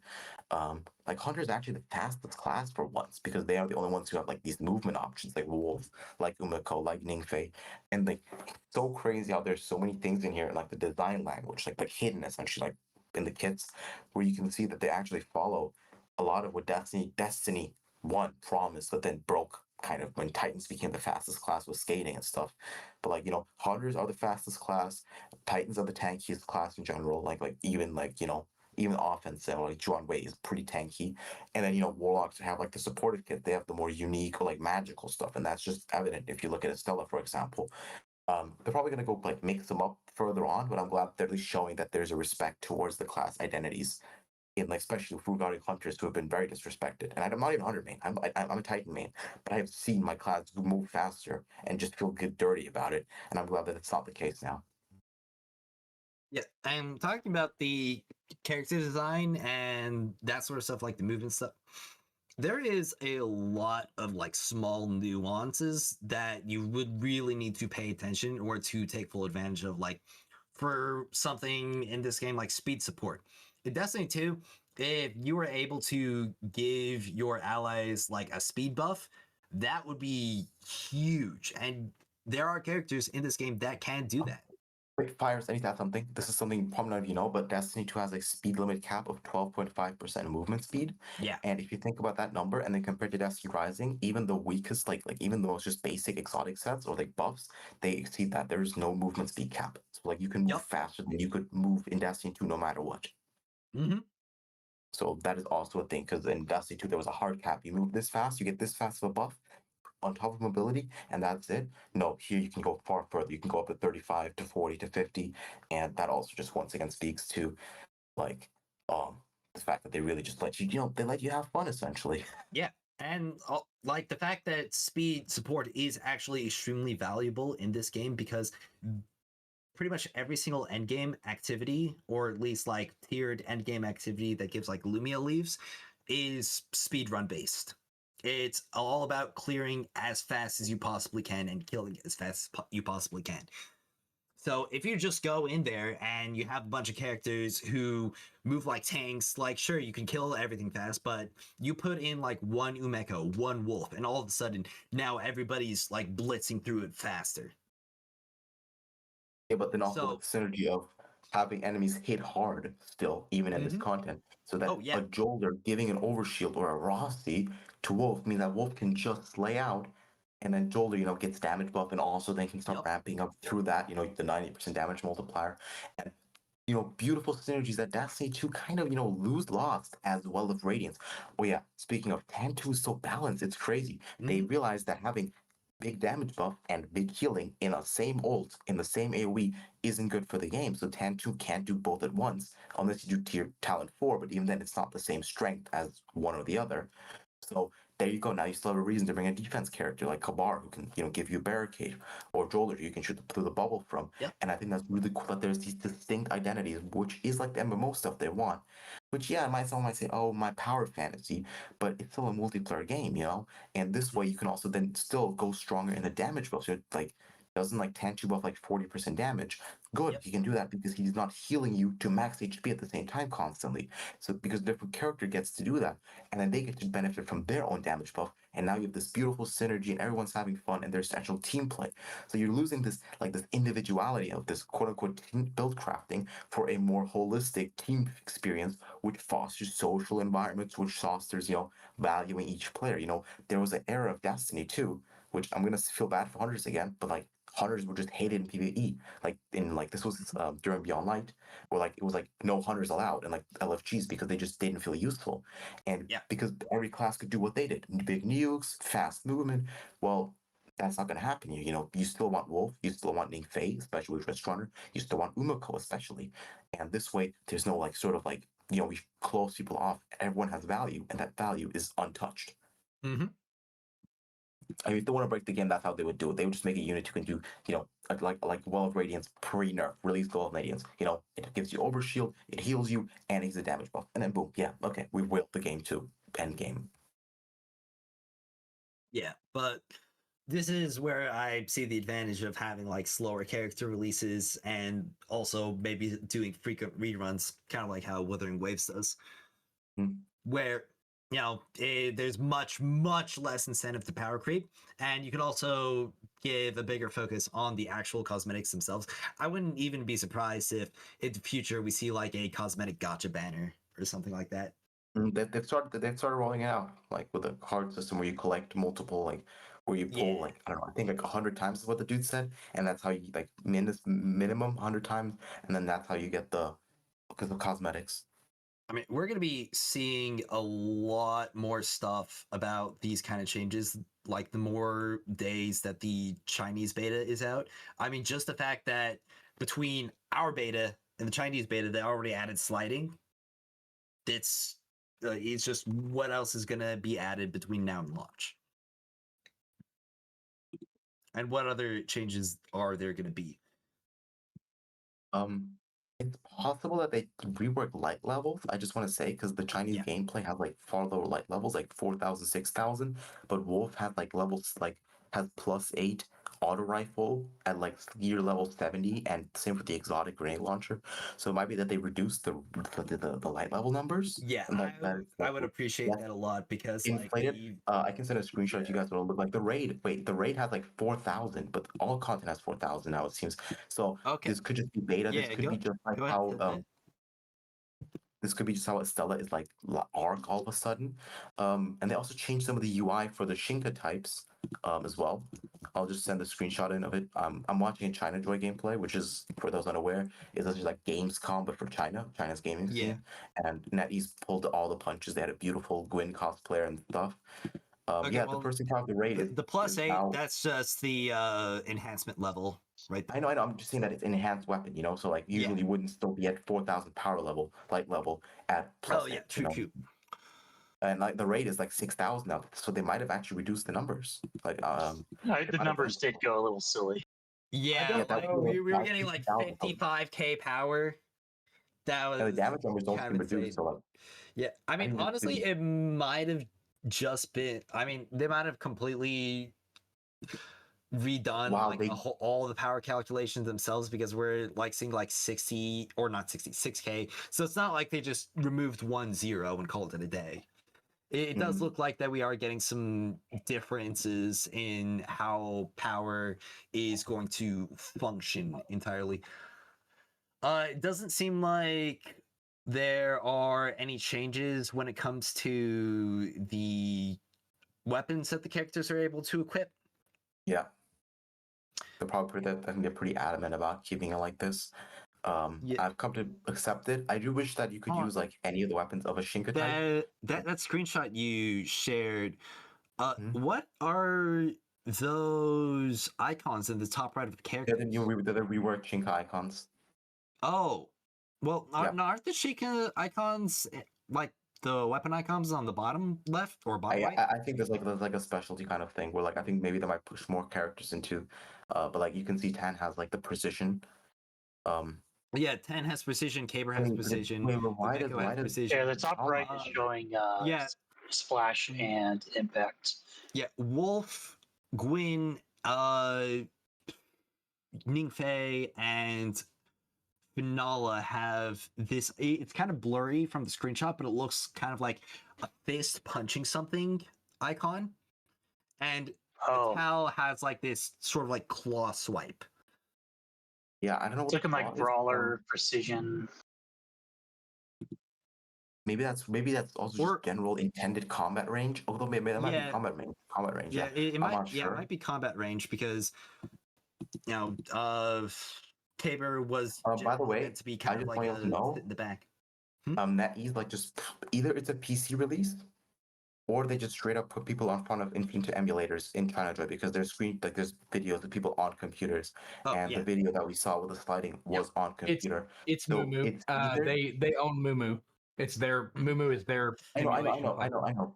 I'm aware. I know it's the official NetEase. I'm just saying that either they use NetEase for either they use Moomoo Play for it, or it's a possible PC port that they only own right now. But I'm just saying, because emulators are of course are more risky because they can bugs and stuff kind of thing if you're showing it to the public. So just saying, you know. Yeah, kind of allegedly the thing, gameplay was filmed on Mumu. Okay, good. Okay, Did good to know. you Just all wasn't happen to sure if you know. see the free rewards stuff that I posted too? It does look like Yeah. they've made changes to the free rewards there as well. the free rewards those look pretty much just the same. Oh, do they look the same? Yeah, those free rewards pretty much just look the same. Like you get a couple of mythic shards, 1 prism, some glimmer, and a engram. Like that was pretty typical, especially for like your first claim of rewards. It doesn't Mhm. look like that there were really any changes when it comes to the rewards going into the CN beta, which is kind of disappointing to see. Of course, there are like so many opportunities for changes elsewhere that we could see. I mean, we saw sliding, and we also have seen like the power level reworks. So it's not like they're just completely deaf to the feedback. Like they're clearly implementing things that people did want and have asked for or criticized. Of course, there will be things like the economy that they will probably be, what's the word, more stubborn with. I'm going through the gameplay again just to be sure about some of the stuff. Yeah, it's like a tutorial of the raid, and that's also describing as a raid as well, so it's interesting. Yeah. It's basically like a raid tutorial. Oh. It's HD. Cactus is out of a job. Yeah, the Chinese are now. Yeah, they explain all 3 encounters. Yeah. Pretty cool that we're pretty glad that we just happened to find out this right before this though, because it would have sucked if we recorded all of this and then you find out I don't know, I Yeah. complain about there's no sliding, and then we wake up tomorrow and then it's like, oh, by the way, sliding's here now. I mean, it would have made like a freaking hilarious video. That is true. Like just like last people like, oh wait a minute, sliding's here now. Yep. Doesn't make it change the weapon. Also, I mean, I think we can expect that, like, unlike Alpha to Beta, where like Gwyn got the dual akimbos, and Kabar got pulse rifle. I think that's going to stay like the weapons stay as they is now. Yeah, probably. I do still wish that they would free up slots at least a little bit more, giving some more options to people.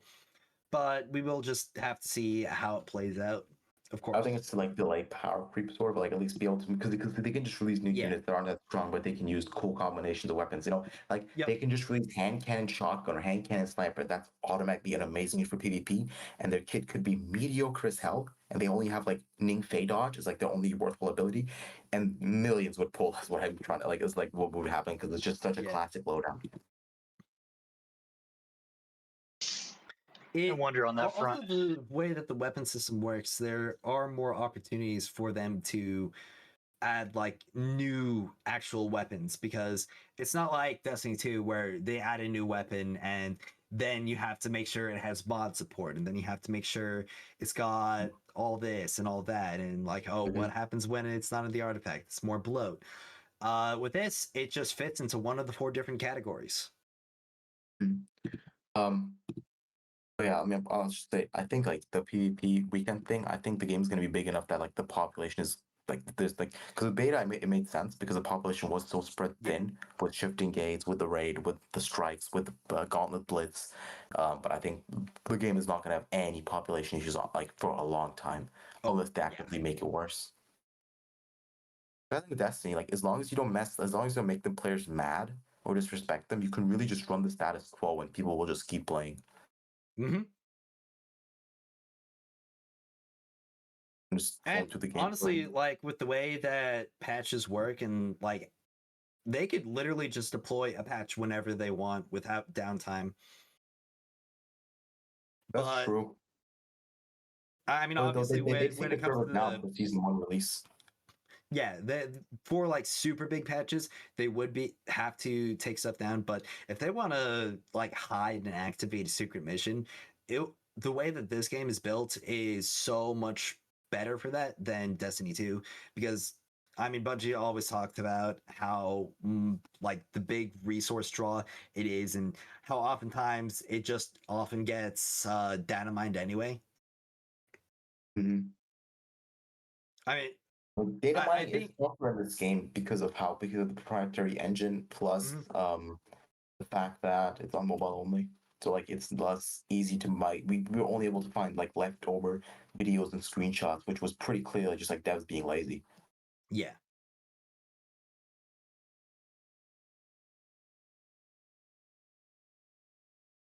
Okay, there's a lot of gameplay from China Joy specifically, I have to say, which I'm assuming is very similar to the beta, but I'm not seeing sliding, so I'm not sure. they really just hotfixed and sliding just like that. Yeah. That is just it just sounds funnier and funnier. Maybe they like my PvP stuff and like, oh yeah, no, we gotta make this more like Destiny 2. End of like one. I mean, going through because like I mean, because the gameplay we saw of like the strike, that was clearly a Destiny player, bro. They were sliding every chance they got. That is some true Destiny.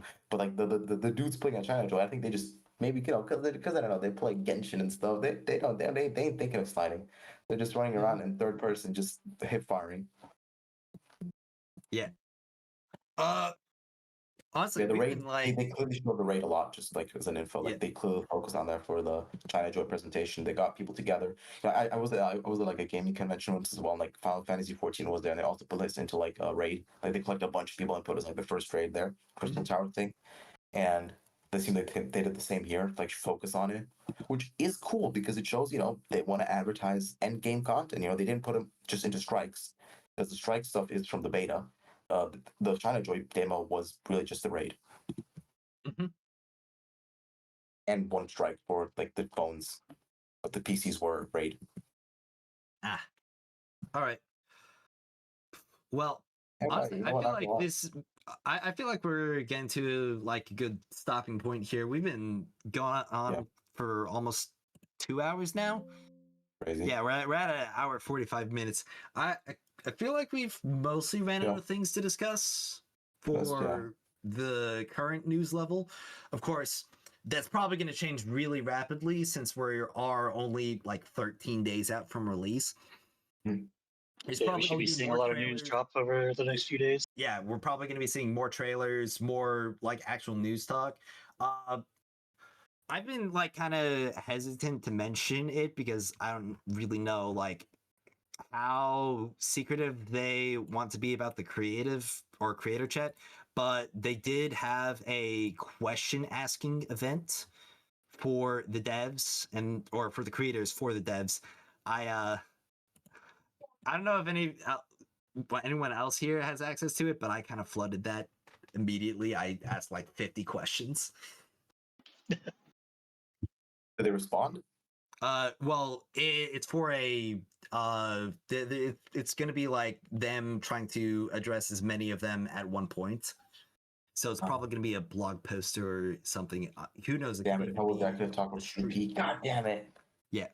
Yeah, I seen that that section in the chat, but then I read all your questions. I'm like, you know what? I mean, he pretty much asked anything that I was gonna ask, so he got it covered. Oh wait, did you ask about 24/7 PvP at least? Did I ask about what? 24/7 PvP. 24. I didn't ask about 24/7 PvP. Is it closed already? No, it's not closed. Could you add that, please? yeah, I can add that. It's probably gonna be 24/7. I'm really just being overly anxious because I mean, again, there's no reason not to. It is a pillar of the game. It is like you have shifting gates, you have PvE, and you have PvP. That's how the director looks. I'm still gonna be nervous till I see it change. You think they will add trials? I wonder on that front because I mean, trials appeared a lot in the surveys. Trials and endgame PvP. Yeah, it was in a lot of surveys. They were like, "Oh, what would you be interested in endgame?" it probably won't be called trials. Endgame but- PvP. Yeah. And it was like brackets endgame PvP like Trials of Osiris, and like that's as much like and I think they're gonna do like PvP events and stuff and shifting gates events. I would like at least monthly Iron Bar style events at least 66 casual events as well to like invite people to have a reason because right now there really is no loot incentive. There's like the mythics are just world drop and that's it. And if there was at least once a month a reason to like grind PvP and get a lot of cool weapons outside of like a weekend event like trials, that'd be nice. But I think they have interest in PvP just because they balanced it too well. They made separate damage numbers for every weapon. They tried to replicate Destiny 2's heat time to kill. They made very little one-shot abilities. Like they're all like no ability really one-shots, except supers, but that's fair. Those are supers. And like then you have the heavy ammo system, and that doesn't spawn that much. Only issues you spawn with it, but you don't have it in the map very often. And that's the thing. That's why I am like this about it because I came like tepidly like, oh, this could be cool, but it's not easy. It could be pay to win. And then the more I look into it, the more I feel like there's some passion from the devs for it. Oh, because yeah. there's of course a market. There's a big market for Destiny PvP. Like you can go back and look what kind of views Forsaken PvP videos pulled and like Shadowkeep era, and where that all went once they stopped trying to make PvP good and Beyond Light. And I think NetEase has a gold mine they're sleeping on because PvP doesn't need much. It needs good balance, which they have, maps, and some more modes than just one, and then a bit of rewards, a exclusive weapon or two. That's it, and it will sustain itself just through players enjoying it. Oh, That's yeah. the nice part about it. Yeah, I agree. I mean, I agree. When it came to Destiny 2's PvP, Forsaken through Shadowkeep, I lived in the Crucible and Gambit. I barely touched PvE at all, except for like the occasional time I'd run a strike for materials and stuff. I was a fiend for that, especially six stacking during Iron Banner weekend. Oh god, Oh man. I missed that. Yeah, I think that'd be really cool if we had that. Like Iron Banner style stuff, which Mhm. rewards, grinding a bit more. But that's the nice part. They really don't have to put in much. And I think the heavy ammo system, the power weapon, and I think it's a significantly improved version of Destiny 2 Year One system. Because you get to pick, you have to choose, do I go for, a more high risk, high reward heavy weapon like a rocket, if it wasn't as easy to use as it is right now, or a grenade launcher, or do I go for, more ammo like a shotgun or a sniper, but then I have to, play well. And I think that's an amazing in between Yeah. what like Destiny 2 you want to where it was like, oh no, I always go for a rocket for most low skill players. I think that's really cool. And the primaries kill fast enough, outside of auto rifles, which are a bit weak, but hand cannons and scouts were pretty good at killing fast, and pulse rifles. So you don't have the issue of like you have to team shot. So again, I have a lot of good things to say about it, but I think I made my point clear. All right. Well, anybody have any final closing thoughts? Think I'm good. It's gonna be exciting Mhm. when we get day one gold first. Oh, Yeah. There you go. Overkill, Yeah, overkill. We're gonna beat Insomnia, and we're gonna just show them all. We at least This have is, to beat Across.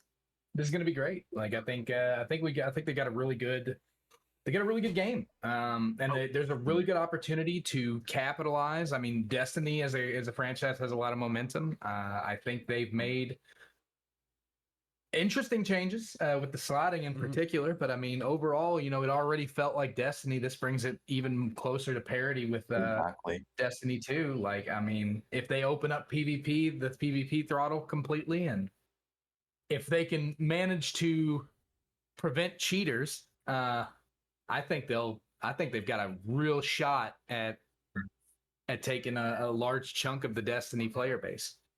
Unironically, having the game be not on PC, like exclusively over emulator, might help make it more anti-cheat resistant because they have to worry about less platforms then. So maybe this might also just help it as well in the long term. Kind of like how console is something that a lot of Stadia was like more closed off. But yeah, I'm really excited, and also just gonna say the fact that also when you look further past release, past season 1 and 2, um, once again, I'll send that in a second. If you look past season 1 and 2, Maru is also a really well designed unit. She sucks up damage. She's like has like the Titan shield essentially, like the Sentinel shield, but then she buffs herself with it. And then you have Rossi also being a similar type of unit, but gives over shields. It seems also one of like two unique kits, which is just awesome overall. Like they really want to push to see what Destiny hasn't explored yet. Yeah, so also on the topic of cheating, it's also a Chinese game. Like, try to cheat in pretty much any Chinese game. I mean, Valorant had like a big influence from China because they own Riot, right? What is it, NetEase or Tencent that owns Riot? I believe it's Um, Tencent. Yeah, I think Tencent owns Riot. Yep. Yeah, and like that anti-cheat is insane. I mean, like even Genshin Impact's anti-cheat. Fun fact, you can't play certain games when you have WUBA open because of ACE. I think Yeah. that's from Tencent, and WUBA uses it, and Nikkei uses it. They are pretty extreme on that, but they're also not like the garbage stuff like Battlefield 6, where you have to enable secure boot in your BIOS, and then there's still cheaters on day one. So like, Yeah. Yeah. Most of the time, they but the can nice- handle cheating just by handling most of the interactions on the server side. at the very least, even if they don't completely outright prevent cheats, they will get them. Okay, they do not mess around. They go for them. You won't have Exactly. situations where you've got like cheaters popping up blatantly on stream, and then you just see their accounts like still hanging around like a month later. Mhm. No, they cheating, and then like a month later they're gone. Their account's gone, or not even a month later, like days later, their account's gone. I think And, the only game. like, I mean, they can even detect like account trading very easily. Oh damn. Yeah, I mean, there was actually a small debacle in the early days of WUWA where there was like a small scare where people were talking about their accounts getting banned for no reason, but then it came out that they purchased their accounts from Cool. other people. So Rerolling. yeah, Yeah. Oh, yeah, I think they- the only thing I see being an issue for the game on launch, like if I'm talking very close to launch, is if like the day one race, the world's first race, because it's gonna have attention from the larger Destiny community. Because the game's out and like the first raid, like Vault of Glass era, um, if whaling is if there's no fair play modifier for the first 24 hours, like I don't care afterwards, but for the world's first race, there should definitely be a sort of contests modifier essentially, because I mean there's anyways like the capture not only gives heavy power suppression so that you can't over level it by no lifing the game, but then also making sure that you can't just get lucky with T6 tans and Izanagis and just like whale through with like whaling through essentially, because that would look really bad for the game. It would just be Yeah. a bad look, because it's kind of like cheaters winning day one for Edge of Fate. It's just a bad look for the game if you can say that they had an advantage outside of their own game skill. But if they fix that, they make sure to take care of that. There's absolutely, because the modifier exists in PvP, so they can just copy paste it. So if they fix that, then the launch is going to go beautifully. Yeah, Well, yeah. yep. And I think that's like pretty much everything. Just like we'll be seeing some more news, and I think we should plan another one of these, like slightly before launch, like maybe 10 or so days from now, and then we'll probably have another one post launch, Why or not? maybe Why post not? raid. Yeah. Yeah, I think poster might be smart. Then we can talk about the raid experience as well. Well, I think that's everything. Yeah. Okay. I think for the one for release, probably depend on how much we learn before. Because if they like act like sliding is big news, if they come out like a server post is like, oh, we added sliding, that's not news anymore because we talked about it today. But if they do come out like a big post of all the changes and new exotics like they did before the closed beta, definitely. So I think we'll have to stay tuned for that. Well, I will have all of the channels linked in the description of my video, at least. I don't know how many of you recorded or are planning on uploading this on your own channels. But, yeah, so check out everyone else here if you're interested in them or their content. And I, as always, will continue to be posting content on Destiny Rising and making more stuff on this game. Yeah, thanks for watching. Thanks for Yeah. listening. Yep. Thanks for watching, listening, everybody. Mhm. Hope you all have a great day, and don't forget to subscribe to Virus. Thanks. PvP guy. Come play PvP when it's not. I need more noobs to farm. Just joking. Just joking. All right. Until next time. Until next time. Thanks. All right, and everybody that wants to follow everyone that's on this, y'all more than welcome to. And also, if you guys want to follow me, you can like, subscribe, hit the bell to get notified whenever we go live. And that's up to the next video, guys. I appreciate y'all for watching. Y'all have a great one. The Papi of Speedstorm is out, baby.